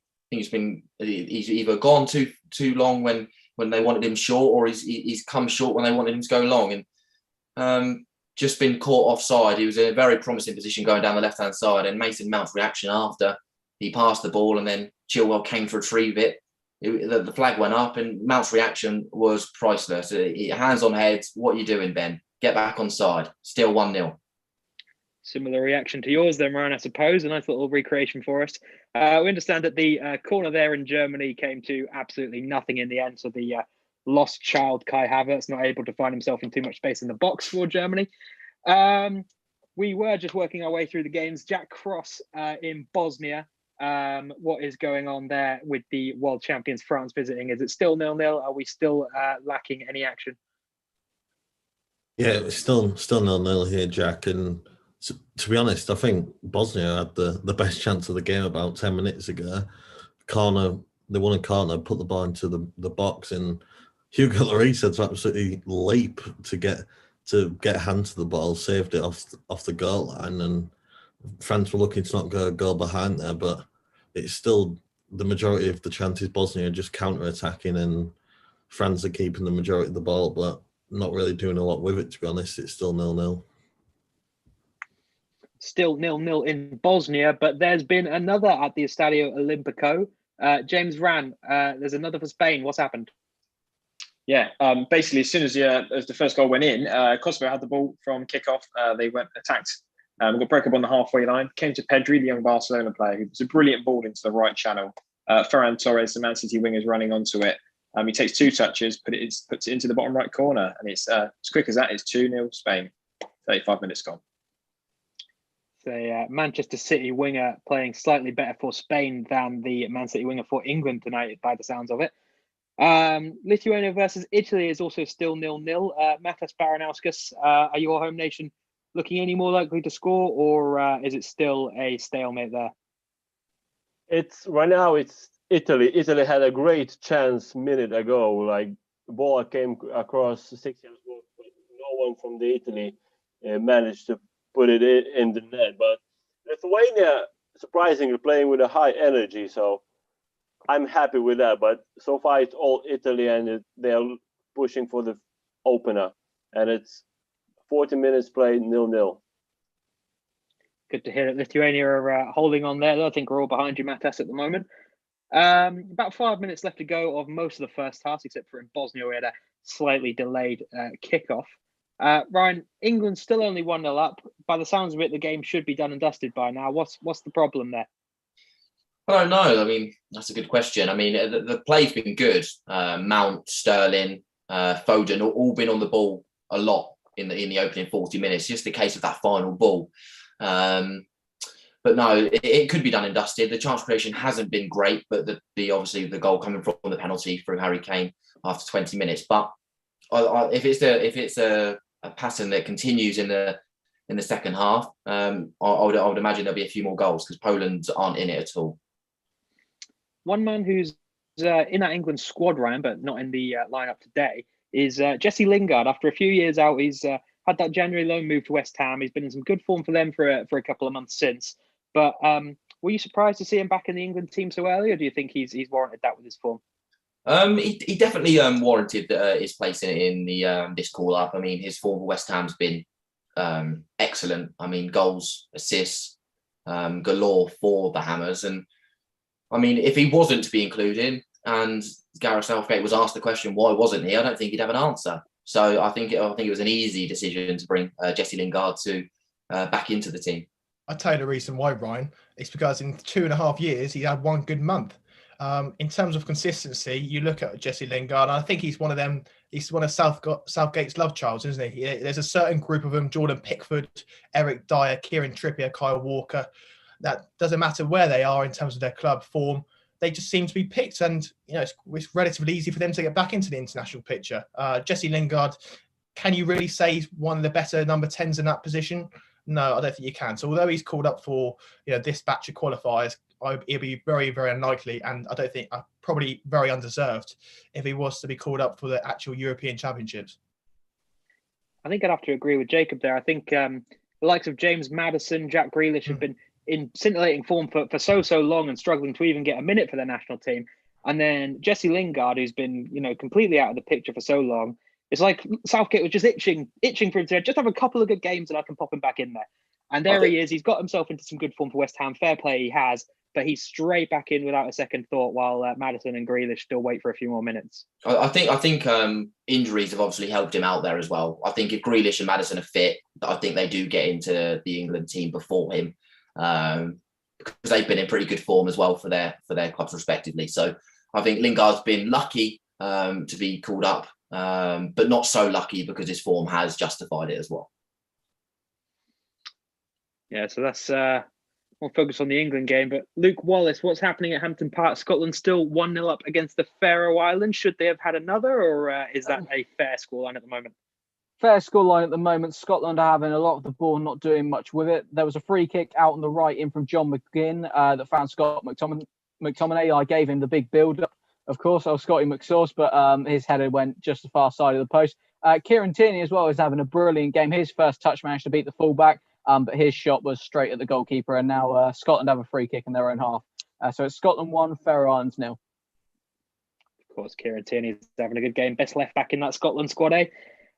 No other goals to report so far as we head into injury time in all of our first half. So I'll just run you through the scores in the games that we are covering. There's England 1, Poland 0, Scotland 1, Faroe Islands 0, Northern Ireland 0, Bulgaria 0, Germany 0, North Macedonia 0, Bosnia and Herzegovina 0, France 0, A lot of nils. Spain 2, thank God. Kosovo 0 and Lithuania 0, Italy 0. So a night pretty devoid of too much goal action. Hopefully we see more in the second half. It sounds like there's been injury for Bulgaria in Northern Ireland. Jacob, what's going on there? I'm sure you'll believe me, Jack, but this is probably the highlight of the half, to be honest with you. And unfortunately, it's not obviously in a good way.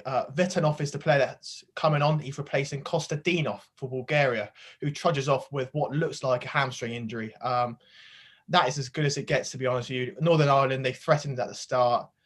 But to be honest with you, this has been 45 minutes of just throw-ins, goal kicks and corners. And to be honest with you, nothing's really proved effective. Still 0-0. Yeah, concerning if it's a non-contact injury. There seems to be a lot of them this season. I think it's quite surprising that these 3-game international breaks are being played, especially with some teams even playing friendlies. You'd think, if anything, you want to give them as much rest as you can during this already packed fixture list. Jacob, you're nodding along. Do you think for sure that this extra congestion of fixtures, especially with the internationals being played, is what's causing so many of these injuries? Yeah, definitely. Obviously, we all know this season's unprecedented and it's probably not going to be seen again in terms of the congested, truncated schedule. In terms of adding the friendly, like you mentioned, all I can think of is purely through vested interest from national sides. They want more game time, so grow the cohesion within the group. Like Northern Ireland, they played America on Sunday. Realistically, do either of them international teams need it? Do their players need it? Probably not. In terms of their managers, Ian Barraclough for Northern Ireland, he probably the only one that benefits out of it. So, I think that needs to be looked at, and I think players' welfare does, because there's an opinion you could say that the more games we're going into this season, the quality's getting reduced because players are just simply so tired or half injured. Yeah, I was just about to mention a report that I saw this morning about how, due to the over congestion of fixtures, the games, as well as players dropping like flies, the games are just becoming slower and less entertaining, as we're seeing tonight with all the 0-0s, because the players just haven't got it in them to keep going, 2-3 nights a week at full pelt like you're expected to. So unfortunately, we are seeing the results of that in so many zeros on our scorelines tonight. We've got a few half times coming in from some games that we're not covering. San Marino and Albania in England's group has just hit half time at 0-0. Greece and Georgia half time at 0-0. There's just been a goal scored by Hungary in Andorra, and there's also just been a goal scored by Israel in Moldova as those games approach half time. So they're starting to fly in. I think you boys might have picked some of the wrong fixtures to cover this evening. Austria v Denmark is also at half time 0-0. Most of our games still going on. Still just waiting for some action though. Half time in Wembley, half time in Spain.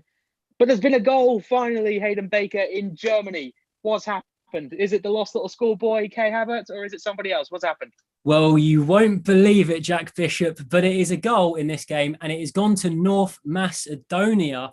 It's really, I would say it's come out of nothing, and you would think so with the gulf between the two sides, but North Macedonia have earned this.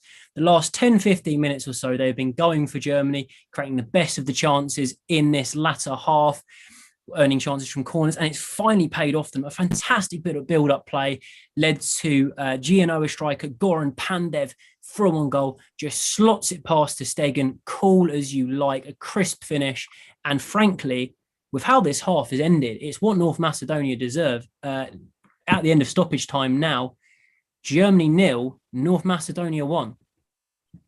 Oh, great to see. Goran Pandev is a bit of a blast from the past. Surprised he's still playing international football. He must be into his mid-30s at least by now.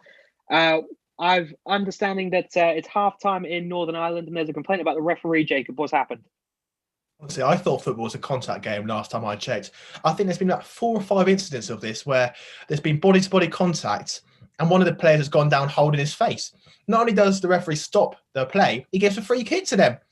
One instance was Stuart Dallas. All he did, put his hand out to fend off the ball, hit the Bulgarian's chest, and he went down rolling around like he'd been shot. And the referee is taking the bait. It's 0-0, just come up to half time. And let's just hope, for everyone's sake, the second half's far more entertaining than the first, because that was dire. Still 0-0. Yeah, we're going to be hoping for more action across most of our games as the half times roll in. It's half time in Lithuania, still 0-0 against Italy, although I suppose we will take that one on behalf of Matas Baranauskas, who's over there.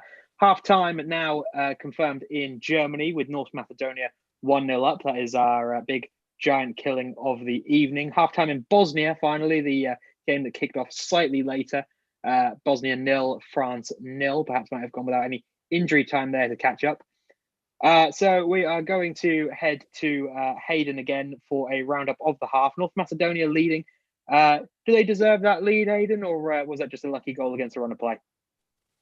I think if you look at the balance of play across this entire half, you probably would argue it is a lucky goal. But given the last 10 minutes, 5 minutes or so of the half, as I say, North Macedonia were really going for it. A couple of good chances they made from set pieces. Of course, they were pulled back for offside. So on the technicality, their goal has come from their one shot in the half. But frankly, I don't think it tells the entire story. I think North Macedonia have defended well. They've frustrated Germany. They've forced them to play slow possession football outside the box, which hasn't created anything. And they've had a go at it. They've created chances from set pieces. They've got their goal with Pandev, who, as you said yourself, Jack, from Guesswork, he is quite old. He is in his mid-30s now. But I tell you what, it was the finish of a centre forward in his prime. Beautiful finish past Ter Stegen. And, I think going into the second half, I think Germany will have a fire underneath them. I think they'll be wondering how on earth they have fallen so quickly in this game. But I think North Macedonia will be really fancying their chances of keeping a tight ship the way Germany have looked so far. Thanks, Hayden. In Bosnia and Herzegovina, it is 0-0 at half-time as they host the world champions France. Jack, it sounded like it's been a bit of an end-to-end affair there, despite no goals. Is it fair for them to still be level at half-time, or do you think perhaps that one team or the other should have got the lead there? Yeah, I think, like you say, it's a bit end-to-end, but to be fair to Bosnia, they've played fairly well and quite surprisingly well, to be honest, looking at their international record. And France, especially being the current world champions, I expected a bit more, to be honest. It's just been a lot of, like, France's chances. They've had a few free kicks and a few corners that have just come to nothing. They need to either change the short corner technique that they've decided every time will work, even though it doesn't, and Griezmann over every free kick that's just coming to nothing. And they definitely need to make a change somehow. But to be fair, Bosnia, they've not had a lot of the ball, but every time they've gone forward, they've looked fairly decent, to be honest. Edin Dzeko is definitely their best player for Bosnia. You can see why he's captaining the side, and I won't be surprised if he nicks a goal at some point. But yeah, still 0-0 in Bosnia, half-time. The only game where we have seen 2 goals yet today, and they came in very quick succession. James Ran is in Spain for us as they lead Kosovo by 2-0. Is that fair, James, or did they just completely catch Kosovo by surprise after that first goal and hit the second?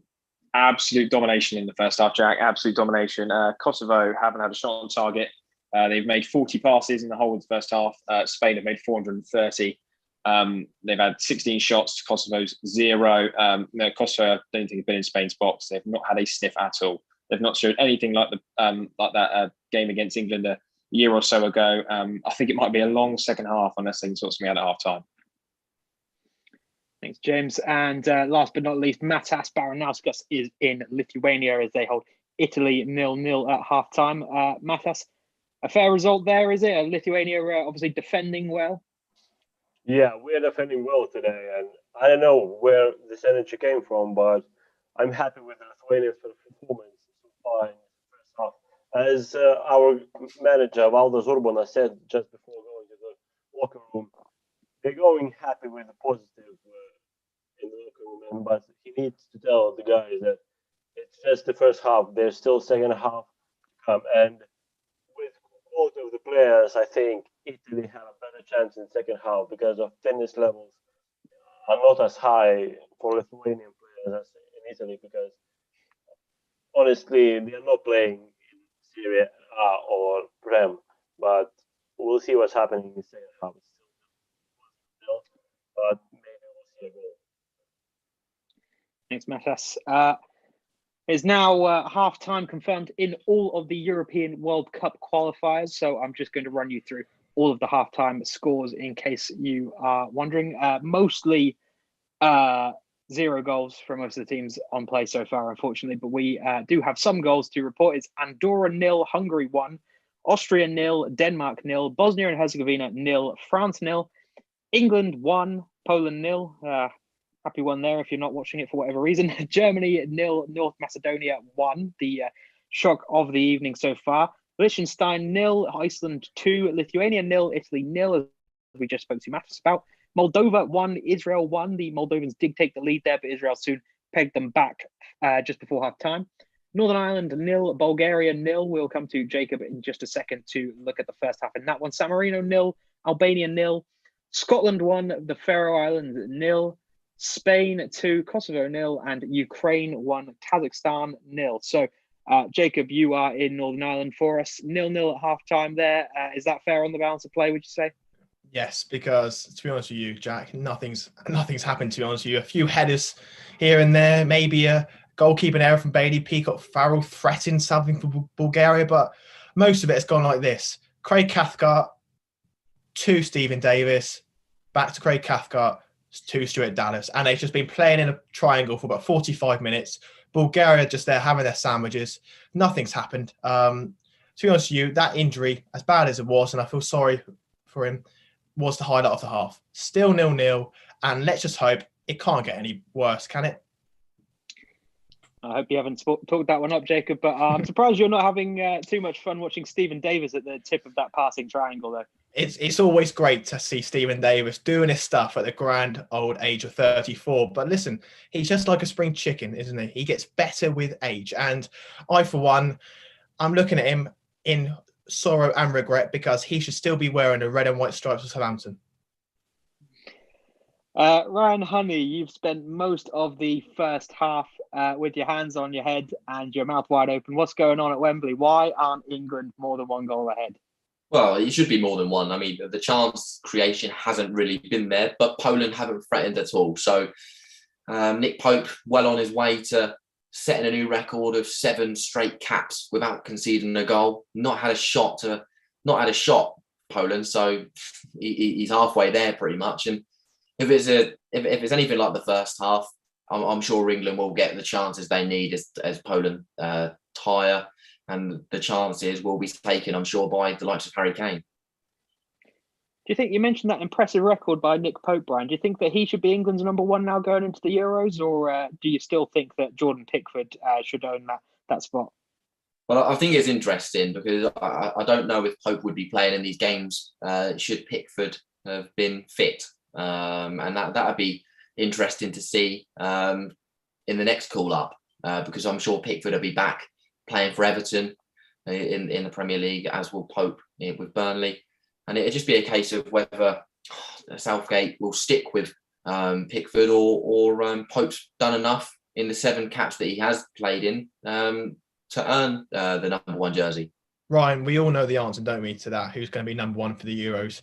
Jordan Pickford's going to be the number 1 for Gareth Southgate. He could throw 22 goals into his net, against Sheffield United, and Gareth Southgate will still pick him purely because of that left foot and purely because he's supposed to be the best at passing out from the back. It doesn't matter regardless of his gloveman skills. So that's as far as it's going to go. And although I think majority of us would like Nick Pope, even Dean Henderson, to be in that conversation, we all know it's going to be Jordan Pickford, don't we? What I will say, though, is Pope's not had a shot to face, but when he has been involved with his feet, he hasn't been the most comfortable. And no. I mean, that will be something that plays on the mind of Gareth Southgate because Pickford would be having a field day. He'd be getting touches in left, right and centre, playing 1-2 with John Stones and Harry Maguire and having a great time. But Pope, on the other hand, in this game, last game, especially against Albania and glimpses in this game as well against Poland, when he has been pressured a little bit, he struggled and opted to go long rather than trusting the likes of John Stones, Declan Rice dropping in. And I think that will be a factor in his mind come the Euros. Right, and the reason for that, mate, is because he still thinks Ashley Barnes and Chris Wood are playing up front for him. I don't think it helps that Sean Dyche, he tells his keeper to forget about passing short. I don't think so. He probably hasn't had as much practice as the likes of Jordan Pickford has playing out from the back. But the question is, Ryan, what about Dean Henderson? Let's forget about Nick Pope for one second. Could Dean Henderson start making his way up into the starting lineup, especially if he maintains that number 1 spot for Manchester United? Well, I think that will come down to game time. If Dean Henderson can pip De Gea to the number 1 jersey at Manchester United, I don't see why he wouldn't be in the England team. But it's just a case of game time and how confident you are with your feet. Obviously, at Everton, Pickford's number 1. He's confident with his feet, and he can pick a pass. But it was interesting to see Gareth Southgate come out and potentially say that Nick Pope, if he was to leave Burnley in the summer, that could have an impact on whether he's chosen as number 1. So all these things, it's just intriguing at this stage. But Pickford for me is still number 1. Yeah, it's just interesting that Gareth Southgate prioritises the ability to play with one's feet so much. Obviously, it's an important attribute to the modern goalkeepers, more so than it's ever been. But with the way that England play, you wonder whether it's that much of a priority, or whether you'd rather just have the best goalkeeper at stopping the ball going into the net, plain and simple. And for me, that's Dean Henderson, who's obviously getting starts at Manchester United at the moment. But, Nick Pope's still starting over him. So certainly a contentious spot, but we know Southgate likes to play it safe, as Jacob said, and I wouldn't be surprised if Pickford is straight back in there again when he's fit. So that is England's goalkeeping woes covered. We are just a couple of minutes away from kickoff, or perhaps some of your games might have even kicked off for the second halves already. But Luke Wallace, we haven't got to speak to you yet at Hampton Park since the halftime whistle went. How is it going over there? Scotland 1-0 up against the Faroe Islands. Should it be more? No, not really, to be honest. They haven't had enough clear-cut chances. They're having a lot of the ball, but not doing much with it. I'm kind of with Jacob in the camp of, I'm kind of hoping this will liven up in the second half. Faroe Islands had one clear chance that Craig Gordon tipped over the bar. Another chance where he himself nearly made a massive error, was caught out with the ball at his feet, but luckily that bounced out for just a throw. Doesn't look like we've got any changes coming at half-time. The teams are just re-emerging here at Hampden Park. So, yeah, work to do for Scotland if they want second in the groups at the minute, with Austria getting a point. Scotland need to score 2 more goals to move into the top 2. Yeah, we talk about Scotland. We could look at the Scottish Premiership. Obviously, Steven Gerrard, the former Liverpool man, has gone straight to Rangers, his first managerial job, and absolutely romped the league there. He had a good run in Europe. He's really proven himself over there. The Celtic managerial post is still empty, and former Arsenal man Thierry Henry has expressed that he would be interested. He's had some experience in management before. Jacob, would you be interested to see a sort of Henry versus Gerrard rivalry reignited over there in the Scottish Premiership? Do you think Henry could take Celtic back up to challenge Rangers properly, like they didn't manage to this season? Definitely. I'll tell you a story about Thierry Henry doing his coaching, actually. I know a person that was there when Thierry Henry did, I think he is FA licence or something, and he was coaching a bunch of under-11s. And there was the parents were watching on, obviously in awe of Thierry Henry, this great Arsenal figure. And initially, for the first half an hour of his hour coaching session, he made the little kids, the under-12s, do a 6v6 inside the 18-yard box with no football. They had to play imaginary football and use their imagination to remember where the ball was. Obviously, as you probably know, there was more than one ball on the pitch through simply the under-12s not knowing where the ball was. So, and apparently the parents found that quite strange, but because it's Thierry Henry and because of his, esteemed history as a player, that went down okay. But going back to your original question, it'd be great to see Thierry Henry there because he's a character and he might liven up what is becoming a rather sterile division. Yeah, character is certainly right. Obviously, as an Arsenal supporter, I absolutely adore Thierry Henry as a footballer, one of my favourite footballers ever. But I do find him to be a bit of an odd man, to be honest, from some of the comments that he's made in punditry and some of the statements that he's given in interviews. And there was the clip that went viral of him coaching from the touchline at Montreal Impact, where he's given some absolutely ludicrous call-outs to his players and expecting these MLS players who realistically are probably about League One standard to be playing all like he did in his prime, taking these touches and turning and passing like he could. So I'm not sure if I'd want to work under him, but certainly would bring a bit more interest to the Scottish League. And I mean, anybody that can do a bit better job than Neil Lennon did, I'm all for, because I don't want to see that league just be absolutely romped by Rangers once again. I think we all want to see a good old firm rivalry, especially when fans are back into those stadiums. Fortunately, most of our games are back underway. Ryan, how is it looking for England? The same setup in the second half, is it? Very much so. I mean, Poland did make a change at the break. Who's come off? Milik's come on for Skidussi. He hasn't lived up to the expectation of scoring the goals that he did against Hungary in the 3-3 draw on his debut. But he's been replaced by Milik, and so far it looks like it's going to be exactly like the first half. Poland very deep, England with a lot of the ball, and have a free kick in a very dangerous position. But still 1-0 here, 48 minutes played. We'll see how that free kick goes. But are you surprised that Milik didn't start though, Ryan? I mean, one of the more recognisable names in that Poland team, certainly. I can't say I follow the Polish national team religiously, but I thought Milik would be a name that would straight up there once Lewandowski was out of the lineup. Yeah, he's got vast experience in football. Obviously, played at Ajax and Napoli, and on loan at Marseille, I believe, in France. So, I mean, yeah, he's vastly experienced, and it is a surprise that he was left out of the starting 11, but no surprise that he was brought back in at half time because Poland haven't offered anything going forwards. No, I understand there has been a goal finally in Lithuania. Matas, fingers across for you. Which way has it gone? Unfortunately, it's for Italy. Lithuania couldn't clear ball from the box, and Stefano Sensi, who came on, Sensi came on for Pellegrini at half time, just scored from outside the box, and Lithuania won 48 minutes in. Looking to get things moving for Germany here. Still. Thanks very much, Matas. We understand there's been another big chance in Northern Ireland, Jacob. No goal though, was that? No, and of course it had to come from a free kick, didn't it? Paddy McNair once again whips the ball into the box. Just on the replay now, he whips it into the box. Bulgaria failed to clear the first ball, bounces to the edge of the box, and Gavin White comes rushing in, hits it on the volley, but a good save from the goalkeeper. Still 0-0, but promising signs to start the second half. Yeah, a bit of action there, but do we have any action in Germany, who currently trail 1-0 to North Macedonia, the real shock of the evening? Hayden, Germany come out of the block strong in the second half? Definitely going for it, Jack. I mean, they've come out looking positive. They've pressed Macedonia quite a lot. Not created anything that you'd say has been a clear-cut chance, but have just earned... have basically had the control of this half so far. So they're definitely going for it. I think it would just be a little bit more time to see whether they're really going to kick on and build on this, really, given how the first half went. But it's still 1-0 to North Macedonia here. Still 1-0 to North Macedonia. Still 1-1 in one of the games we're not covering, Moldova versus Israel. One really piquing my interest has now been a red card given to Moldova. Niculescu has been sent off 50 minutes in there. And surely you would expect Israel to crack on and see off the minnows Moldova there. No other goals to report at the moment from around the grounds, but James Rana, Spain still maintaining their absolute dominance of Kosovo? Yes, Jack, yes, they are.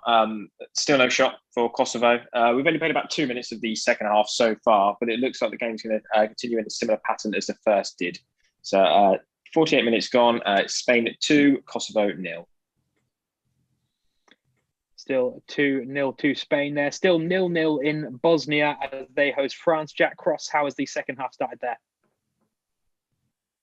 Yeah, Jack, as you'd expect, it's only a few minutes in, but it's been all France so far. They've had a couple of chances, just trying to work themselves back into this second half, get them going again. But yeah, I'd imagine a much better display in this second half from France, but you never know. Bosnia have been playing fairly well, but yeah, still 0-0.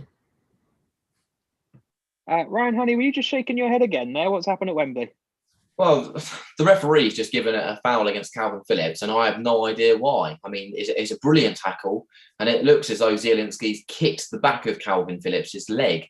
But the referee, in no doubt at all, is given Poland the free kick on the halfway line rather than England. Absolutely perplexed, but still 1-0 here after 53 minutes. Surprising, of course, we won't get a VAR look at that one.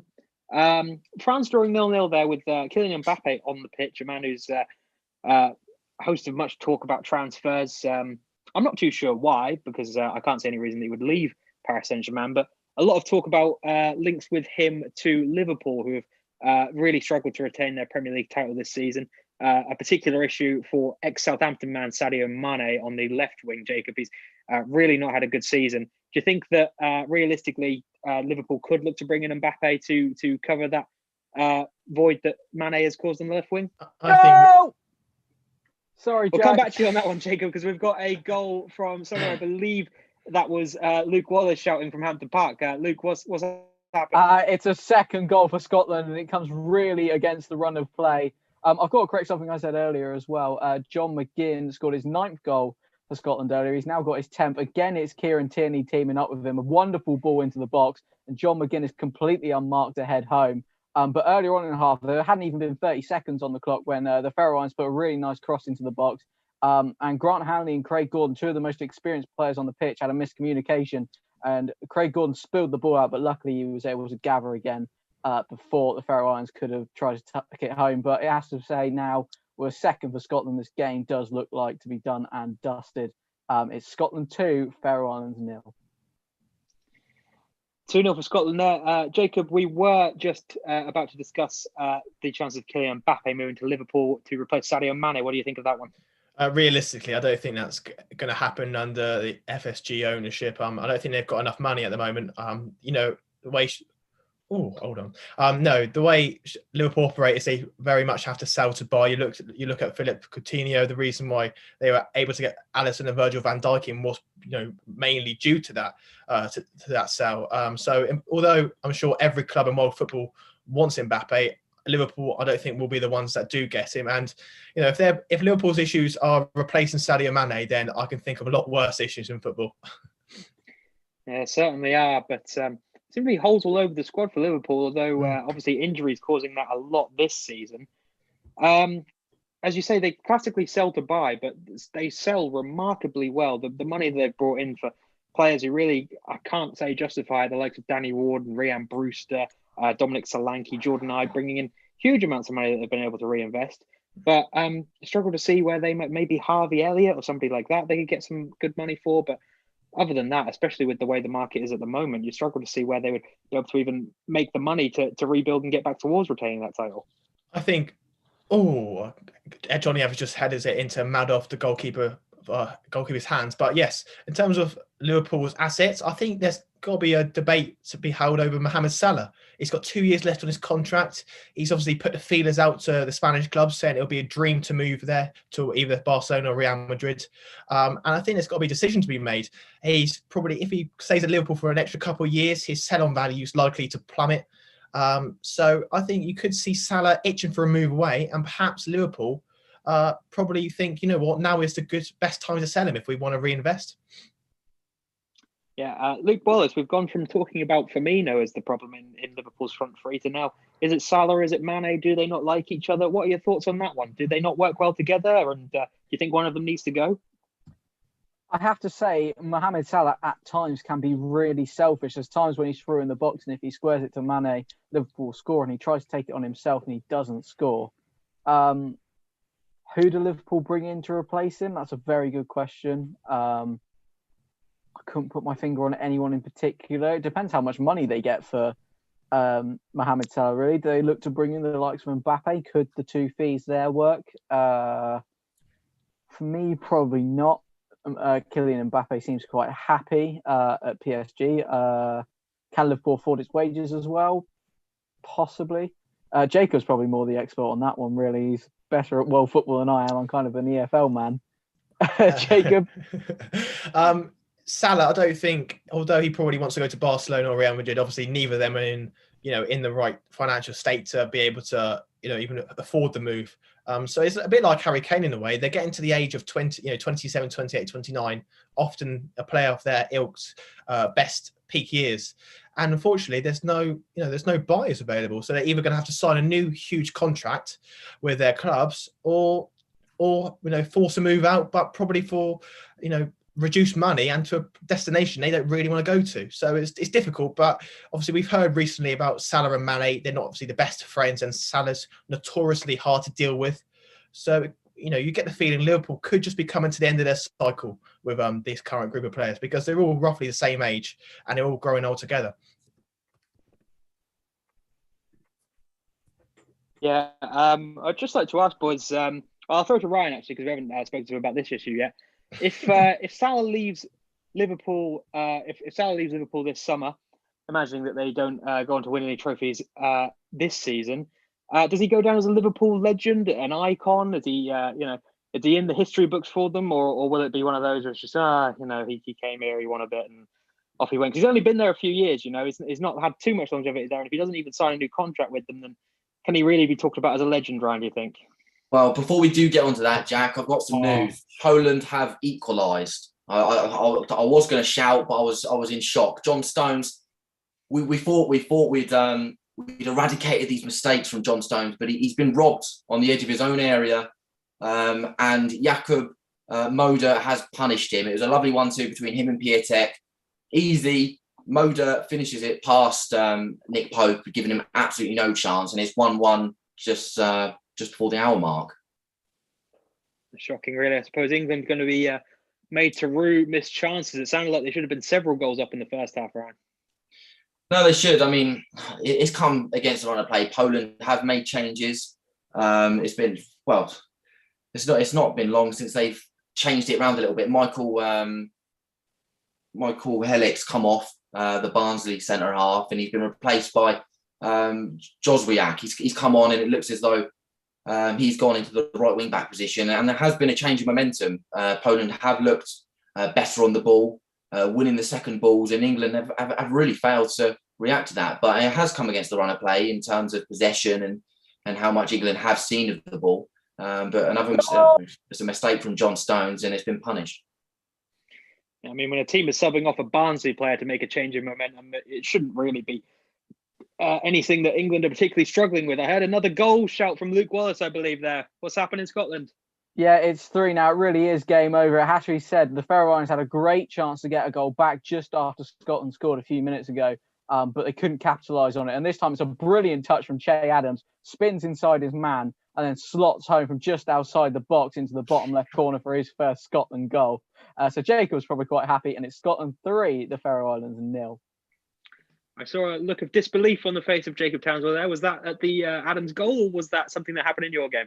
No, I just thought Stephen Davis was going to get on the end of a loose ball, but he didn't. But in terms of Che Adams, Luke, was it a nice finesse finish, or was it just as usual, I'll just try and smash the leather off the ball?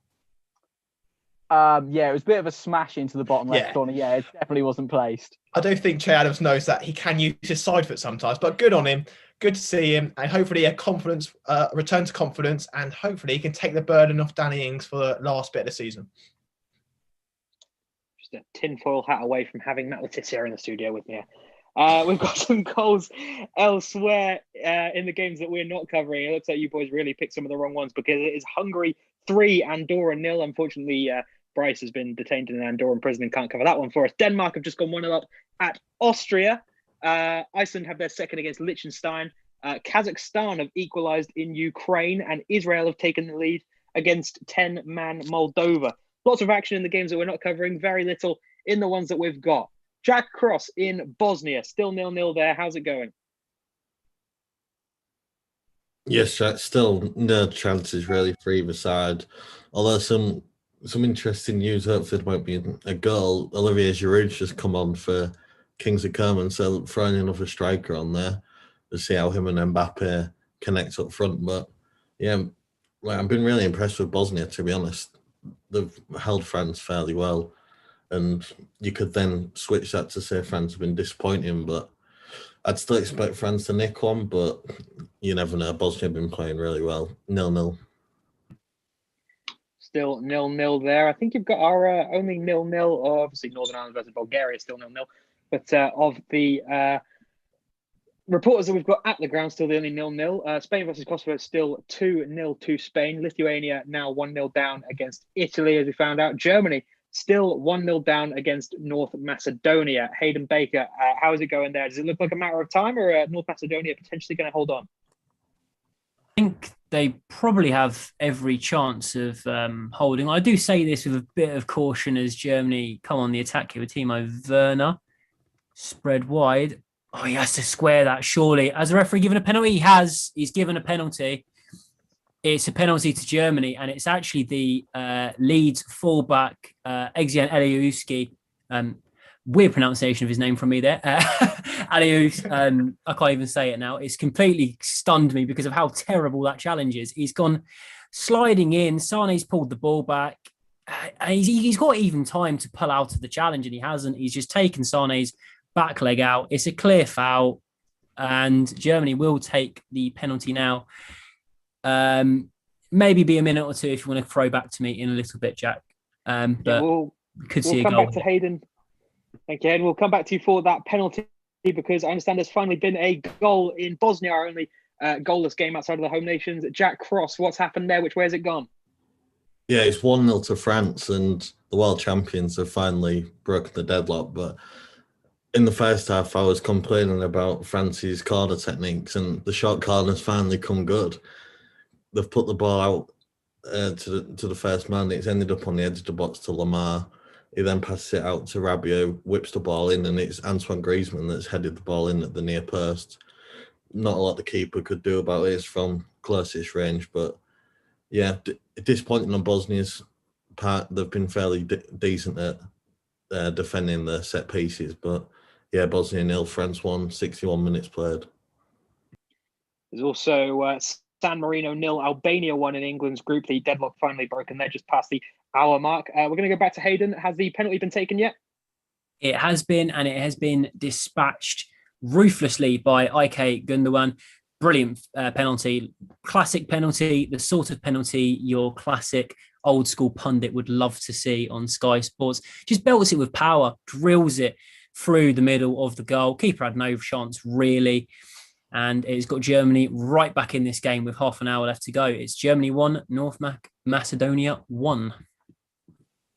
Proper old-fashioned penalty, eh? None of that started run-up nonsense that let's see elsewhere. It sounds like every Manchester City player is out there performing today, apart from the English ones, unfortunately, Ryan. It's still 1-1 in Wembley, is it? It is.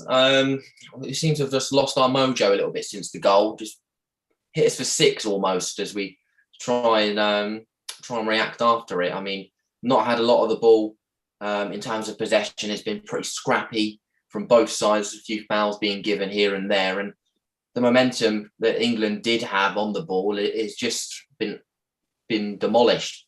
It's non-existent now. And it's just going to be a case of whether they can get their foot on the ball, get the ball to their main players like Raheem Sterling and Phil Foden, Mason Mount in there as well. And just hope that they can create something, because you do feel like this game is going to take one key chance to go on and win it for either team. Still 1-1 after 66 minutes. It sounds like time is running out potentially for England there as we are past the hour mark in all of our games. Israel now have a third goal away at 10-man. Moldova is 3-1 there, and Denmark have just added a second away to Austria. Austria. That's the one. Austria 0, Denmark 2. There's been a chance in Northern Ireland, but is it still 0-0, Jacob? Yes, just my luck. It's still 0-0. However, Northern Ireland are showing better signs of maybe nicking a goal. They've changed now to a 5-3-2 out of possession as well. Stuart Dallas is holding width beautifully, and he's pulling Bulgarian defence from side to side. He's just delivered an excellent cross that Antov, the Bulgarian centre-backs, had to turn over for a corner kick. It was probably about a yard away from going into the back of his own net. So it's quite fortunate for Bulgaria. In terms of Bulgaria's, what they've been doing on the ball, absolutely nothing. The only thing I've picked out is their assistant manager actually looks like the lead singer from Metallica. So that's a fun fact for you. Still 0-0, 65 minutes played. Oh, really are scraping for the barrel there in Northern Ireland, aren't we? Ryan, you've been a one-man reaction GIF reel there yourself. I saw another big reaction from you. What's happened now in England? Well, Poland should have scored. I mean, it was a brilliant ball. It just broke the Zielinski on the left-hand side, and he cut inside and just dinked the ball into the far post when Piatek just peeled away from Maguire and got his head on it, back across goal when Milik's unmarked in the box. And he should be doing so much better, but he just doesn't. It comes off the wrong part of his head and puts it miles wide of the post. And It should really be 2-1 Poland. England really riding their luck. Still 1-1 when Harry Kane's he could be in trouble here.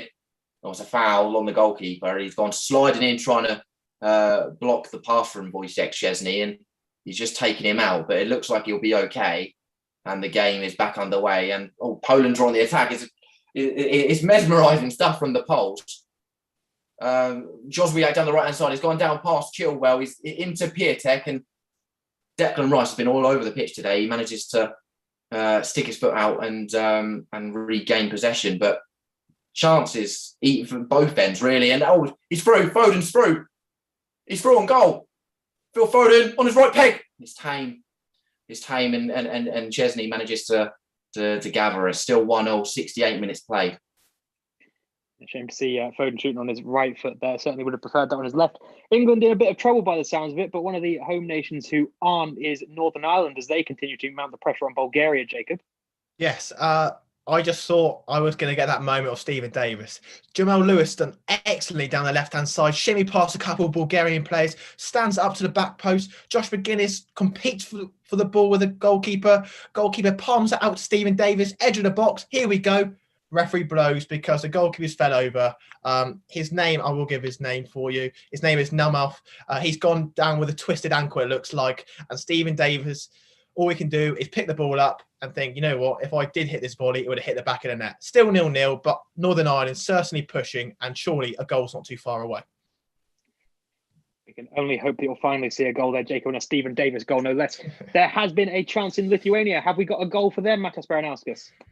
We got a goal, but there was probably the best chance for Lithuania to score. Beautiful cross from the right-hand side, and Fyodor Cherny just wide right post. He had a great chance to score there, but he just put the ball out wide, and it was a goal kick for Italy. 69 minutes played. Lithuania 0, Italy 1. Heading into the final 20 minutes in all of our games. No more goals to report on the games that we have covered live, but two more in two games elsewhere. Israel now 4-1 up away to Moldova, should be plain sailing for them now. And Denmark have a third away to Austria. A huge result for Denmark. Austria certainly no pushovers themselves. So with 20 minutes to go, most of our games heading towards, well, a few of them still up for grabs. Only one really that looks to be a foregone conclusion is Scotland 3-0 up against the Faroe Islands. Luke, we haven't spoken to you in a while. How is that one going? We've just had a goal, actually. I was just about to shout, but you started your sentence. It's Ryan Fraser, one of the shortest men on the pitch, who chips in with a header. It's a brilliant ball from Andy Robertson over to the back post where Ryan Fraser just steps away from his man and heads home from close range. It's Scotland 4, the Faroe Islands 0. Oh, Faroe Islands. Ryan Fraser, header has a concern for your defence for sure. We have another chance in Lithuania. Matas, what's going on there? Are you fighting to get back into that one? No, this time it's Italy. It was beautiful run by Spinazzola on the left-hand side and beautiful cross towards Immobile, and he was all alone, but ball skimmed the right-hand post and he missed it. And it's still Lithuania 0, Italy 1, 70 minutes played. Still a bit of hope for everybody's second nation tonight then, Lithuania. Not much going on in the other games so far then. Spain still 2-0 up against Kosovo. The world champions France still just 1-0 up in Bosnia with 20 minutes to go. England still drawing with Poland. Northern Ireland still at a stalemate with Bulgaria. Scotland now 4-0 up, as we just spoke to Luke, over the Faroe Islands. James, we haven't heard from you in a minute. Is Spain just looking comfortable and good value for their lead now, or Kosovo actually going to mount some sort of comeback at all? No, similar traffic. I keep saying the same thing. Like you said about the City players, Ferran Torres probably could have a hat-trick tonight. He had a chance about 10 minutes ago. Good ball in from Jordi Alba. He put it straight at the keeper, Okani. He then had another one, played ball through by Pedri, who's had a really good game. 1-on-1 with the keeper, and he puts it straight at him again. So Torres could have had a hat-trick. Kosovo have had one shot, but it's a similar pattern to the first. 20 minutes left, and it's 2-0 to Spain. Pedri, a very exciting young talent. He's obviously already playing for Spain's senior squad, which just, raises the questions again of Adi Boutros' complaints about players being taken from his under-21 side to play for the senior squad. I'm afraid that if they're good enough, they're old enough, and that's going to happen at every single international job. And with the under-21s, you should still be able to deal with the squad you've got. I mean, yeah, fair enough. You've lost a couple of talented young players to the senior squad already that you might have rather had there. But with the squad that Boothroyd had going into that tournament, you should have done much, much better.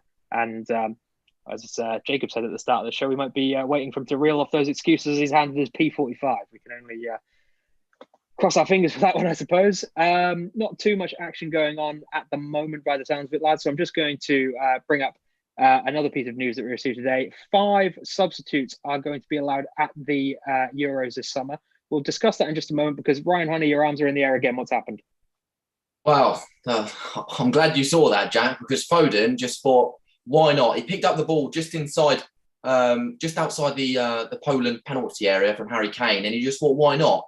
And he glided past 2 or 3 Poland players, and Glick, the captain, just thought, I'm going to need to take you down here, mate. And he did. It should have been a yellow card, really, because Foden was just about to get the shot away, and it's a free kick in a very, very dangerous position. If James Ward-Prowse was on the pitch, he'd be the man you'd want on it, I tell you. We'll come back to Ryan in just a second to see how that free kick turns out. But Jacob, you had your hands on your head there as well. What's going on? Well, that just sums up that game, that chant. Jamal Lewis, again, he's probably been Northern Ireland stand-up player tonight. He drives to the byline, cuts it back, low cross, and you just think, Josh McGuinness, go on, get there. And unfortunately, he gets there, but it balloons wide. In terms of what's happened recently, not much has happened. Niall McGinn just come on for Northern Ireland, trying to provide a creative spark. And George Saville's just gone into the book and will miss Northern Ireland's next game. So it's a bit of a blow, but Northern Ireland look good. And Bulgaria, they look tired to me. So hopefully, there's going to be a few goals in this still. Still 0-0. Jacob, I understand there has been another goal in Seville. Are Kosovo mounting a comeback, James Rand, or does it look like it's all over for them? No, Kosovo bagged one back. It's a really weird goal. Spain are on the attack, but they lose the ball in the penalty area. It comes to the keeper, Ukani, who hoofs it long. It bounces in between the half, goes all the way through to the penalty box. Marcus Llorente and the keeper, Unai Simon, are not talking to each other at all. Simon comes out with the ball. His touch is massively too heavy. He's sprinting after it, lunges into a challenge with the midfielder Halimi, who nicks it off him just inside his own half. And he takes a speculative shot from there, and it manages to beat all the defenders and end up in the back of the net. A very good finish from a long way out. And Kosovo right back in it. It's Spain 2, Kosovo 1, 15 minutes left. Exciting that we might see a underdog taking a result there. Another underdog who are actually on course for a result. North Macedonia currently 1-1 at Germany for them. They actually went 1-0 up. Germany got one back, but still tied there at the moment. Hayden, does it look like Germany are going to go ahead and get that winner, or are North Macedonia going to hold on, do you think? It really doesn't look like Germany are going to do much of note here other than clumsy fouling. Emre Can again, actually, the culprit. He's been culprit of a few of those tonight, just kind of clattering into players. I mean, North Macedonia look more than happy to see this one out. As you could probably expect, they're taking their time here with a free kick. Germany don't look like they've got anything to offer in this. They look uninspired. It's the occasional individual flashes of brilliance from the star players that they have, but it's not really doing anything for them. I honestly would not be surprised to see this one finish 1-1, but we do have a quarter of an hour left in this one, and it is still 1-1. You're exciting the prospect of an underdog result there. Denmark have added a 4th away to Austria, an incredible result for the Danes. It was 0-0 at halftime there as well, and Denmark have just completely destroyed them in the second half. So a really thrilling game there, and one that some people might be wishing they were covering. As Jacob, it is still 0-0 in your game, but there's been a good chance for Northern Ireland again. What happened? Yes, probably Northern Ireland's best chance of the second half. Once again, it comes from that man, Jamal Lewis, weaving in and out, cuts it back again. I think that's probably going to be the way Northern Ireland will score in this game. It comes back to Niall McGinn, who hits it on the volley, and it must go 2-3 inches past the post. Nomov, the Bulgarian goalkeeper, despairing dive. He wasn't going to get there. Corner comes in, goes for a goal kick. Just about sums Northern Ireland's evening up. Close, but not quite close enough. 75 minutes in, Northern Ireland 0, Bulgaria 0. Thanks, Jacob. I was we got a little bit of a slew of action there finally, as I was about to ask about the decision to have 5 substitutes allowed at the Euros being replayed this summer. Obviously, we've discussed the burnout suffered by players this season. So, Ryan Honey, do you think that allowing 5 substitutes instead of 3 at the Euros is the right way to go, considering the schedule that players have had this year? Definitely, and I'm definitely not saying that because of the amount of options England have got on their hands. I think it's definitely the right way forward. Obviously, teams will be burnt out after this season, especially it's been non-stop and it's been quite challenging for them. It's been a season like no other. And I think it could definitely be beneficial for teams to have that option of 5 substitutions for sure, yeah. Yeah, you mentioned the vast amount of options that England are likely to have, but can you see the argument that would just create an even greater disparity between the underdogs and give them even less of a chance of catching a result or two when they already have to deal with a seeded group stage and seeded qualification to even get here? And now they know that, they might have a good 11, but the other teams, they're going to be bringing on world-class players from the bench. I mean, potentially that's one side of the coin, but when you watch football games, you want to watch the best players that there are. I mean, if you're going to rob the likes of Jack Grealish on our from our point of view, if you're going to rob the likes of Jack Grealish, Jadon Sancho, those sorts of players minutes on the biggest stage of all in the Euros and the World Cup, etc. I think that would be the biggest crime of all. But obviously, it gives us more of an opportunity to get our talent on the pitch, and it puts weaker teams at a disadvantage. But it depends which side you're looking at it from. Yeah, I'd argue though, Ryan, that the only criminal robbing Jack Grealish of any minutes lately has been Gareth Southgate, more so than the substitute rules. Hayden Baker, we understand there's been a penalty appeal in Germany. What's going on there? Sorry, I didn't realise my microphone was off there. We were talking about the penalty rule, the handball rule, from earlier this season that, frankly, I do agree was ridiculous, where any touch of the hand would be given against you. But I think this one would have had a good claim here. It's come from a North Macedonia corner, and it was that man again, Emre Can, just clumsy. He goes up for the header. It's like he hasn't actually read the ball properly. It's come right on his arm, towards the lower end of his arm as well. It's fairly wide out of his body. And remarkably, the referee's given nothing for it. Germany just went on, kept on playing.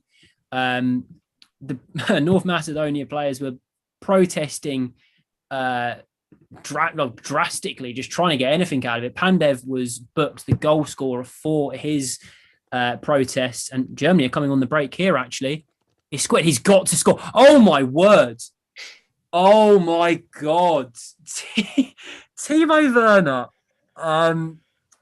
You can't fault him for trying this season, can you? But oh my word, that bloke can't buy a goal. He could not finish his dinner if he hadn't eaten for a month. It's incredible. It's through on goal. It's absolutely remarkable. It's squared across. It's an open goal.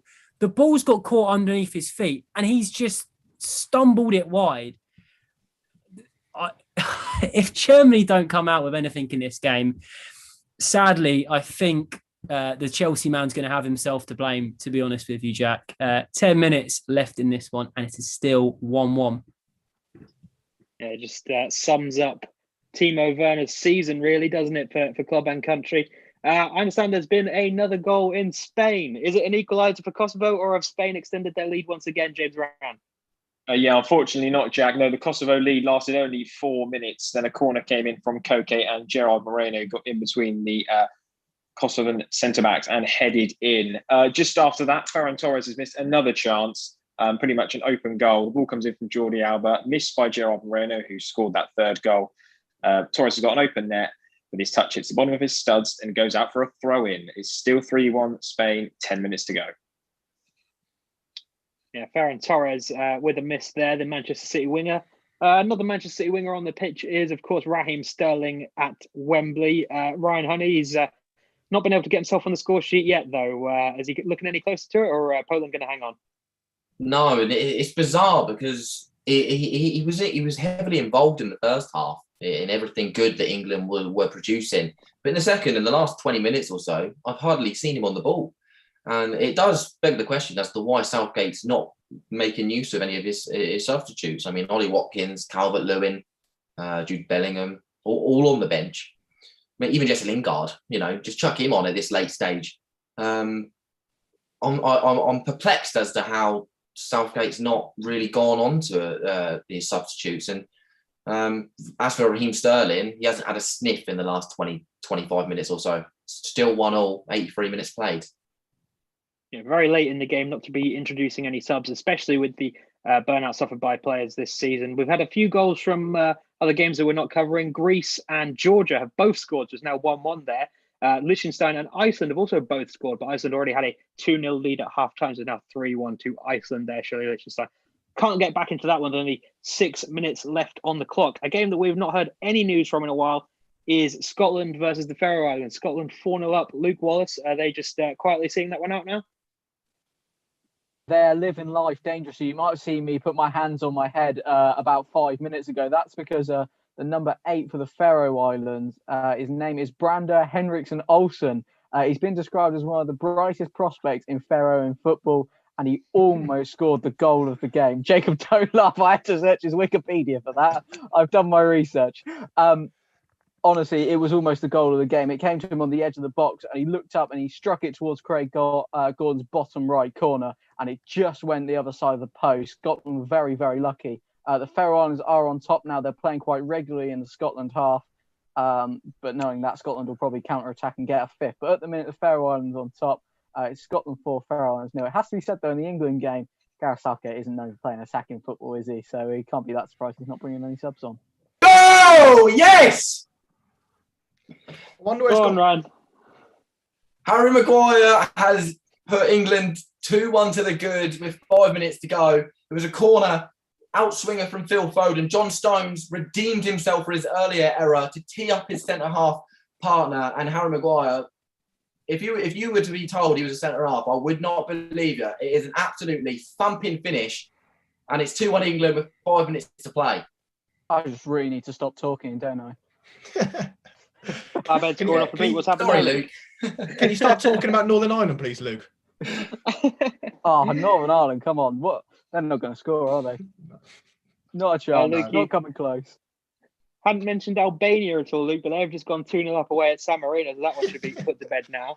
Yeah, it would be nice to see a goal in Northern Ireland, of course. England 2-1 up there. No other goals going in from around the grounds at the minute. They're just talking about somebody being the best prospect in Faroe football, Luke. I suppose it's like winning an award for being the best polished turd, isn't it? But well done to that lad anyway. Hopefully he can get himself on the score sheet. Obviously, it won't make too much difference now at Hampton Park with Scotland 4-0 up with only 3 minutes left to play. So most of our games coming towards a finish now. Germany and North Macedonia still tied at 1-1. I would say that's the most exciting one that we've got going on. Hayden, Germany, last time we were with you, Timo Werner missed an open goal. How's it going for them now? Very little show of improvement from them since then. That really was their one chance. And really, I'd actually say probably the only clear-cut chance they've had in this half, aside from the penalty they scored earlier, if you can really call that a clear-cut chance. It was against the run of play. And frankly, they've built nothing since then. Oh my word, it's 2-1. It's 2-1. And you won't believe it, Jack. It's for North Macedonia. They have gone back into the lead here. It is Elmas who's got it. It was a fantastic bit of play, yet again, from the Macedonians, who have looked so much more comfortable on the ball, so much more fluid than the Germans, so much more open than the Germans. And they've done it again. It was a great bit of passing play on the left flank, completely overloading the side with Ginter and Rudiger on. They've looked absolutely non-existent on that side of the fence, frankly. It was a great ball squared, and it's a fantastic finish, just slotted underneath ter Stegen. And I've got to say, the way Germany have looked, devoid of creativity, this could be one of the shocking results of the group stage. Only 5 minutes left in this one, and it is 2-1. Yeah, absolutely shocking. Germany in Joachim Löw's final competitive game with the team, going out in similar fashion to the way that they did in the 2018 World Cup under him. Of course, knocked out an embarrassment there as well. I think a serious rebuild needs to be done with the German squad. Ryan, I saw a look of shock on your face once again. I'll come to you in just a minute because I understand there's been a big chance in Northern Ireland, Jacob. Yes, I'm not sure how I can follow up Hayden Baker's, but once again, it's been a huge chance. And again, Niall McGinn. Jamal Lewis drifts in from the left-hand side into that inverted fullback position. He plays it to Stuart Dallas into that number 10 position. He drives through, commits Bulgarian bodies, slides it across to Niall McGinn. Niall, shoot! Dilly-dallies, waits for the Bulgarian defence to get it back, key block, hits the post, gone for a corner, hands on heads, everyone in the stadium, all 50 of them. Still 0-0, 4 minutes left. Yeah, incredible scene. Sounds like we are going to see a 0-0 there, although there has been plenty of goalmouth action reported on by Jacob. Ryan, what was the reaction we saw from you all about that? Well, Berezinski down the right-hand side got away from Raheem Sterling and he had acres of space to run into and he pulled the ball back and it almost fell to Joswiak, just running in penalty area. But Reece James stuck out. He just came on for Phil Foden, as has Calvert-Lewin for Harry Kane. So Gareth Southgate now going to his substitutes to try and see this game out. I have no idea what formation Poland are now playing. They're chucking everything at this game, but England still lead 2-1. Quite shocking that it's taken until the 89th minute for Gareth Southgate to look to his subs bench. Over in Bosnia, Jack Cross, we haven't heard from you in a while. Are the world champions France looking to see out that comfortable 1-0 victory over Bosnia and Herzegovina? Yeah, Jack, it's looking that way. France, it's been all France really since the goal, but they haven't really pushed for a second as much as I thought they would to make it comfortable. But it is, you can't look. It doesn't look like Bosnia really gonna get back into the game. Mbappe has not done enough for me really in this game. He's been playing out wide on the left, and to be honest, I can't see why he wants to play out there because he's not like proving that that's his best position, but. The refs also loving giving a French free kick for basically everything, but yeah, Bosnia 0, France 1. Yeah, I'd have to agree, Jack. I think that Kylian Mbappe is certainly better suited to playing through the middle, but if a player wants to play somewhere, you can't really tell them different, especially if they are of that level of quality. I'm sure he knows himself best. So we are heading into injury time. Most of our fixtures, a few still up for grabs. I'll just run you through all of the scorelines as we go into the final couple of minutes. Andorra 0, Hungary 3, Austria 0, Denmark 4, Bosnia 0, France 1, England 2-up against Poland, Germany, the shock of the night, 2-1 down at home to North Macedonia, Greece and Georgia tied at 1-1, Liechtenstein losing 3-1 at home to Iceland, Lithuania still just 1 goal down at home to Italy, Moldova with 10 men, 4-1 down hosting Israel after going 1-0 up, Northern Ireland still drawing 0-0 with Bulgaria, San Marino 2-0 down as they host Albania. Scotland with a comfortable 4-0 lead against the Faroe Islands. Spain 3-1 up against Kosovo. And Ukraine drawing 1-1 at home to Kazakhstan. Jacob, I think we are most interested in your game at the moment. Still 0-0 with plenty of chances. Does it look likely that we will see a winner either way? Well, Jack, you mentioned you can't polish turd earlier, and unfortunately, you can't polish this game because this is one of the worst games. Oh, my God.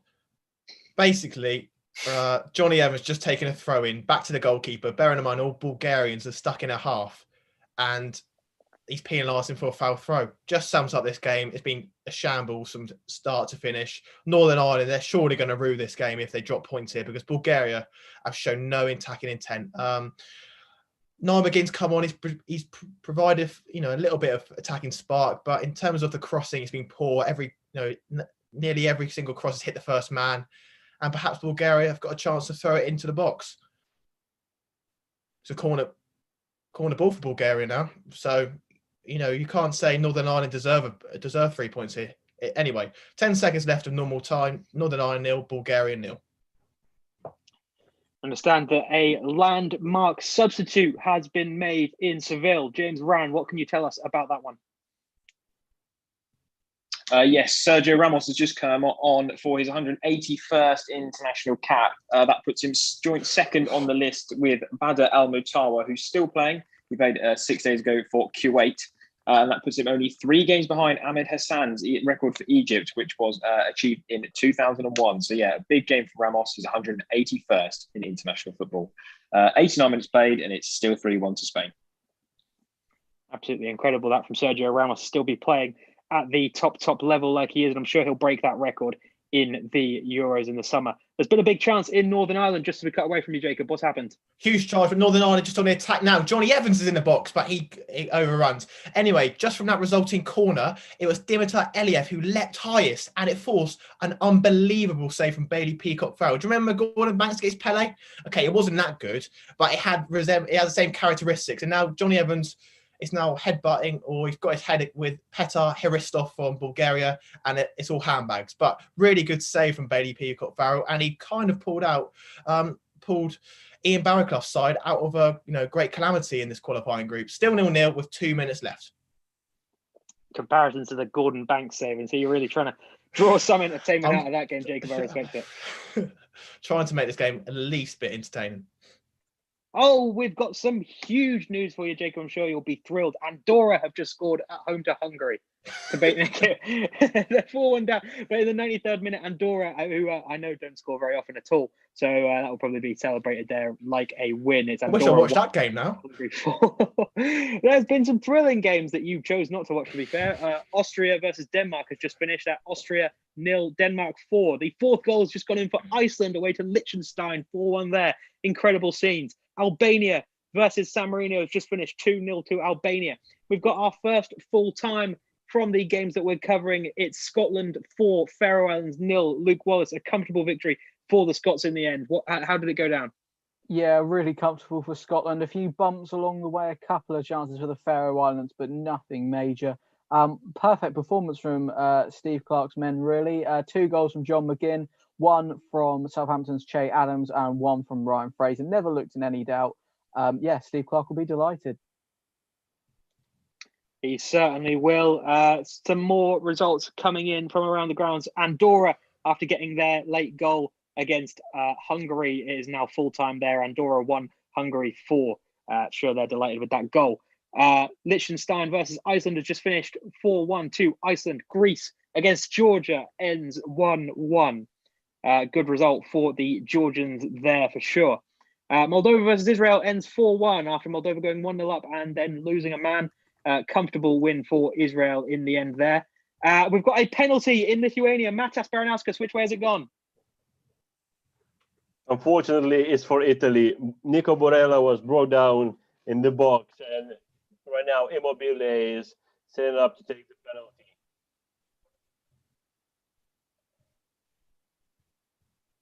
We'll stay with you for it. And scores. Slots hit home in the bottom left corner. Keeper gets it right, but the shot was too powerful, and full-time whistle.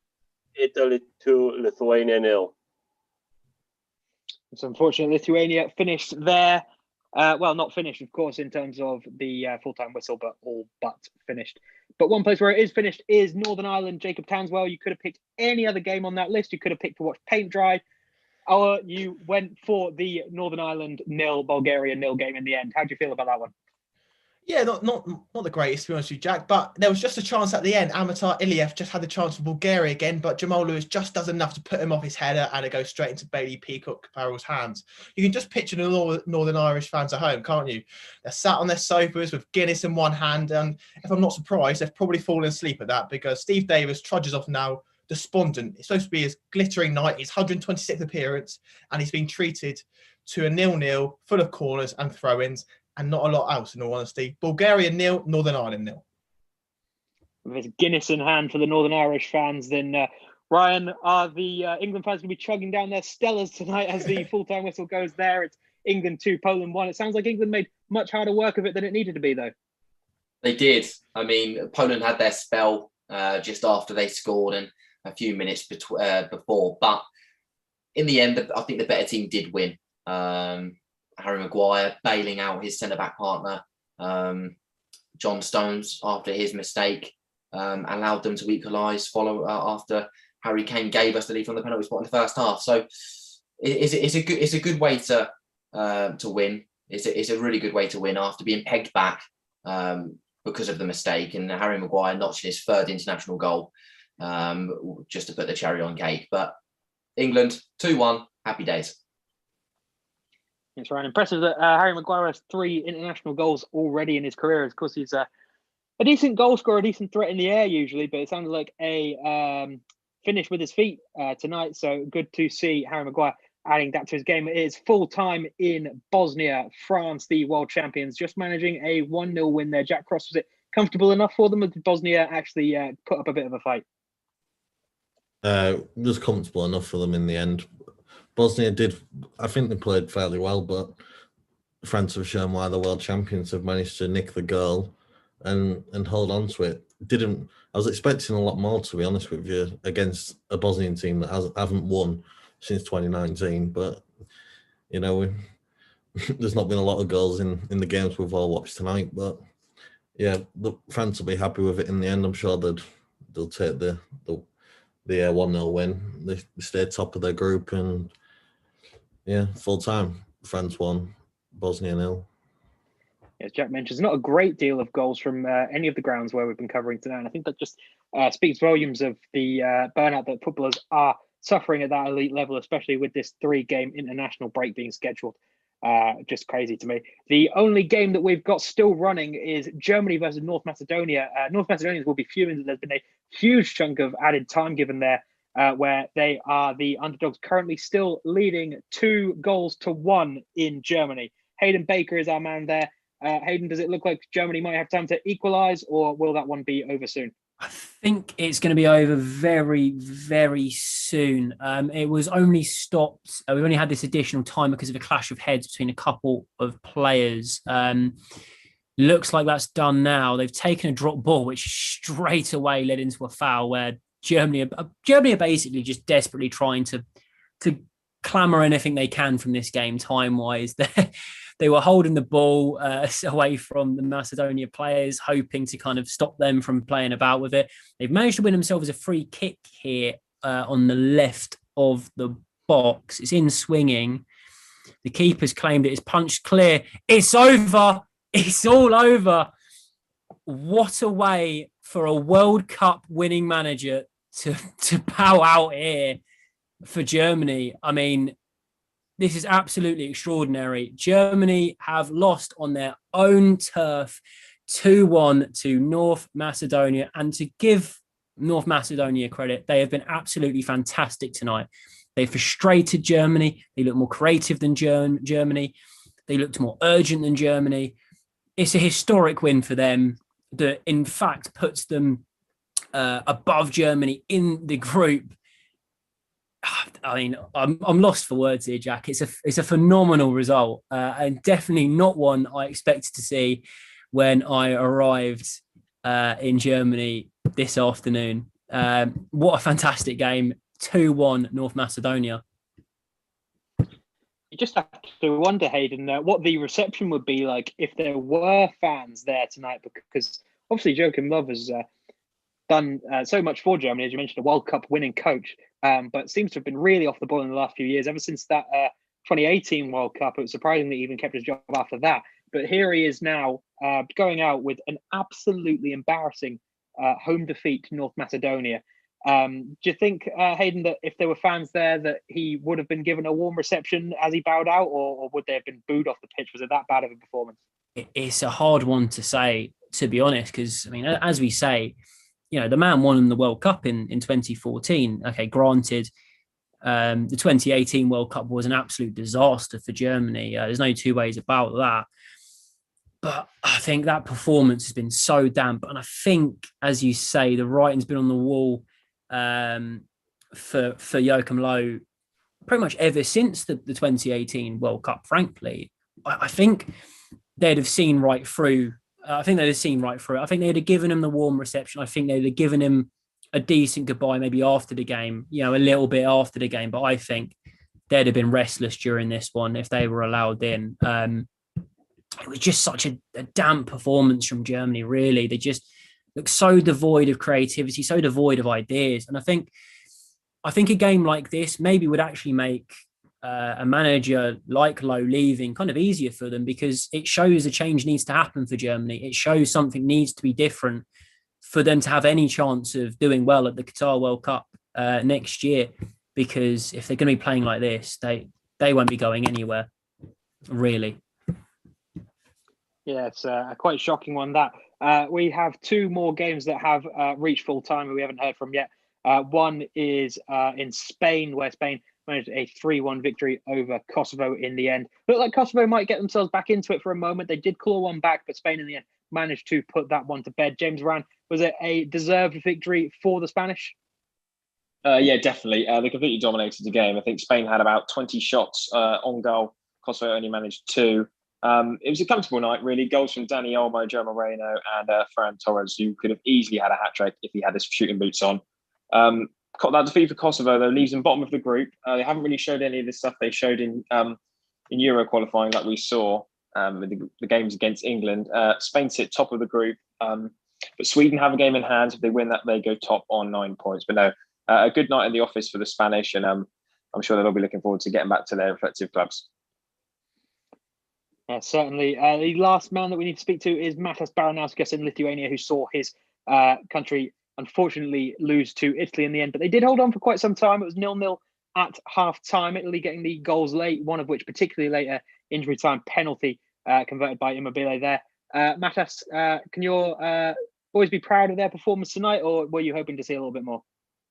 Yeah, I think we should be proud for their performance, because I didn't expect that from our players. We played with energy, especially in the first half. In second half, it looked like players was getting tired, and the quality of Italians showed over there. But yeah, we played well, and Italy is like quality side as well. They don't have the star names as they used to have, but they have a good, decent team like this year, and especially. And yeah, Italy, I think they have a chance in the Euros, but we'll see what's going to happen. Yeah, we'll have to see how that one goes. Stunningly, we talk about some of the favourites. Germany, a team that you might have down as favourites, just had the stat as the third ever World Cup qualifying defeat for the Germans after losing to Portugal in 1985, and of course the famous defeat to England in 2001. And now North Macedonia, absolutely stunning. Boys in the studio, what do we think of Germany's future now? I mean, Ryan, I'll come to you first. The Germans obviously love going out. We don't know who's going to replace him yet, but looks like a serious rebuild is needed there. They've got some good young players coming through for sure, but then they have to make good on it, and doesn't seem that Jogi Löw is going to. They do have some real talent at their disposal, and it will be a case of whether Joachim Löw can try and galvanise some sort of form, or it's going to take a new manager to do that. I mean, the players at their disposal, the likes of Kai Havertz, Timo Werner, they're just to name two. You'd probably put those in the next few years that they're going to be up there in terms of the world-class category. And they're the sorts of players you need on your team if you're going to win major tournaments. So it's going to be a case of when, not if, I don't think, for Germany, because the players they've got are pretty special. That they certainly are. As for England's crop of talent, we've been talking about them a lot tonight. Obviously, the under-21s crashing out of the Euros there, but at least we've continued the 100% start to the World Cup qualifying campaign, although it was a little bit more difficult than we might have hoped. Strong signs there tonight, Ryan, do you think? Yeah, I mean, it just shows that we can grind out a win when we need to. We were far from our best in the second half, and obviously going a goal up to that 1-1 scoreline, and then going into the last 10 minutes, not having made a substitution, we were leggy, and we grinded it out. And sometimes that's what you got to do. That's what the top teams do. If you don't play badly, if you play badly and still manage to win, it's the signs of a good team. So that should put us in good stead. It's our last competitive game before the Euros, and hopefully before then, Gareth Southgate will have a headache on his hands in terms of team selection. Yeah, hopefully so. Jacob, we mentioned earlier that I think we're all in agreement that Adi Boothroyd's time is up within the England setup. But as for Gareth Southgate, do you think that it comes entirely down to his performance in the Euros now, or do you think that regardless of England's performance, it is time to move on and have the best possible manager in charge to lead this golden generation for England, as it were? I think a lot will obviously lead to what happens in the Euros and where England get to. I think if they get to a semi-final, then you probably say that Gareth Southgate deserves another run at another global tournament. But it's just a shame, isn't it? Because you look at England in the 2018 World Cup, they had such a feel-good factor. The waistcoats phenomenon. With everyone seemed to love Gareth Southgate, and slowly as he starts to add an extra defender to every waking match, any support for him has just dissipated, hasn't it? And it's a shame, but I think most people now who were firm favourites of Gareth Southgate, who liked the way he inspired a team, inspired a nation in 2018, now just bored of him. And I think it could be just that, really. He's been in the job for 5 years. He's only been to one tournament, obviously because of COVID and the way things happen with Sam Allardyce. And I just think maybe, supporters want to change, but whether they get that change, it's very unlikely, because we all know Gareth Southgate is an FA man, and the FA are more than likely to stick with him, aren't they? Yeah, they certainly are. I guess it will just come down to the performance in this tournament. I think if England were to, bow out in the group stage of the Euros, then certainly that would be time up for him. But if we get through to the knockouts again, I wouldn't be surprised if, even if it's just an average performance at the tournament, that he gets another couple of years and gets to go to the World Cup in Qatar at the very least. You talk about England fans being bored of Southgate. Are you particularly bored, Jacob, after the game you had to watch tonight? And are Northern Irish fans going to be bored of the football that they're playing? Yeah, certainly. I'm obviously not a big Northern Irish fan, if you didn't know. But I tried to make it as interesting as I could. But as the saying is already said over and over again tonight, you can't polish turd, and you can't polish that game, because that was horrific. I'm just actually watching Che Adams's strike now. Good on him. I wish I did watch Scotland's game, but that obviously was Luke Wallace's go. But Northern Ireland, I think they've got a lot to do now. I think they've moved up to third in the table, but they're 5 points away from the automatic qualifying spot. So it looks difficult already for them to qualify for a World Cup. And I think they're one of their first, isn't it? So they've got a lot to do, and they'll see this as 2 drop points for sure. Yeah, I think there was definitely a tough group situation with only the winners of each group guaranteed to get out of the qualifying groups here. But Scotland maintained a very good push for it tonight, Luke. No boredom to be had there with the 4-0 win over the Faroe Islands. A nice, comfortable one for Scotland in the end. Was a lot of good attacking football. It sounded like Tierney was getting forward a lot from the back three, which is, great to see. I'd see him do it a lot for Arsenal when we play in a back three. As the left centre half, he really gets forward and supports the attack as well. Do you think that sort of formation and that setup could be the way forward for Scotland?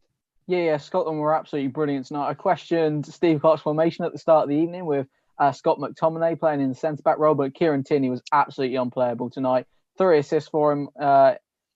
He was just unbelievable. Every time he was on the ball, they looked dangerous. There was redemption for Ryan Fraser as well. He struggled this season with a lot of injuries. He got on the score sheet tonight. Che Adams, like we said, got a brilliant goal. And John McGinn, Kieran Tierney and John McGinn. Maybe that's who Arsenal need to sign. Kieran Tierney's got a special relationship with John McGinn, and he put 2 away tonight. He was really impressive as well. So a lot of positives for Scotland, and they're still unbeaten in World Cup qualifiers. So in a good place as they head into the Euros. I don't think that would be such a ridiculous statement to make. To be fair, I'm a big fan of John McGinn. I'm not sure if I would mind seeing him in there with Thomas Partey. Spain stunningly now unbeaten in 66 consecutive World Cup qualifiers, and another big record that is being edged ever closer to for Spain. Sergio Ramos making his 181st international appearance tonight, 3 off being the most capped international player of all time. Ryan, what do you think contributes to Ramos's longevity in the game? I mean, he came into Spain's squad as a right back, and here he is, almost 20 years later, still leading the line from the centre of defence. Is that the key for him, just the ability to move into a new role as his legs started to go, do you think? I think he's a leader. And I think that's shown over the years. His leadership is second to none.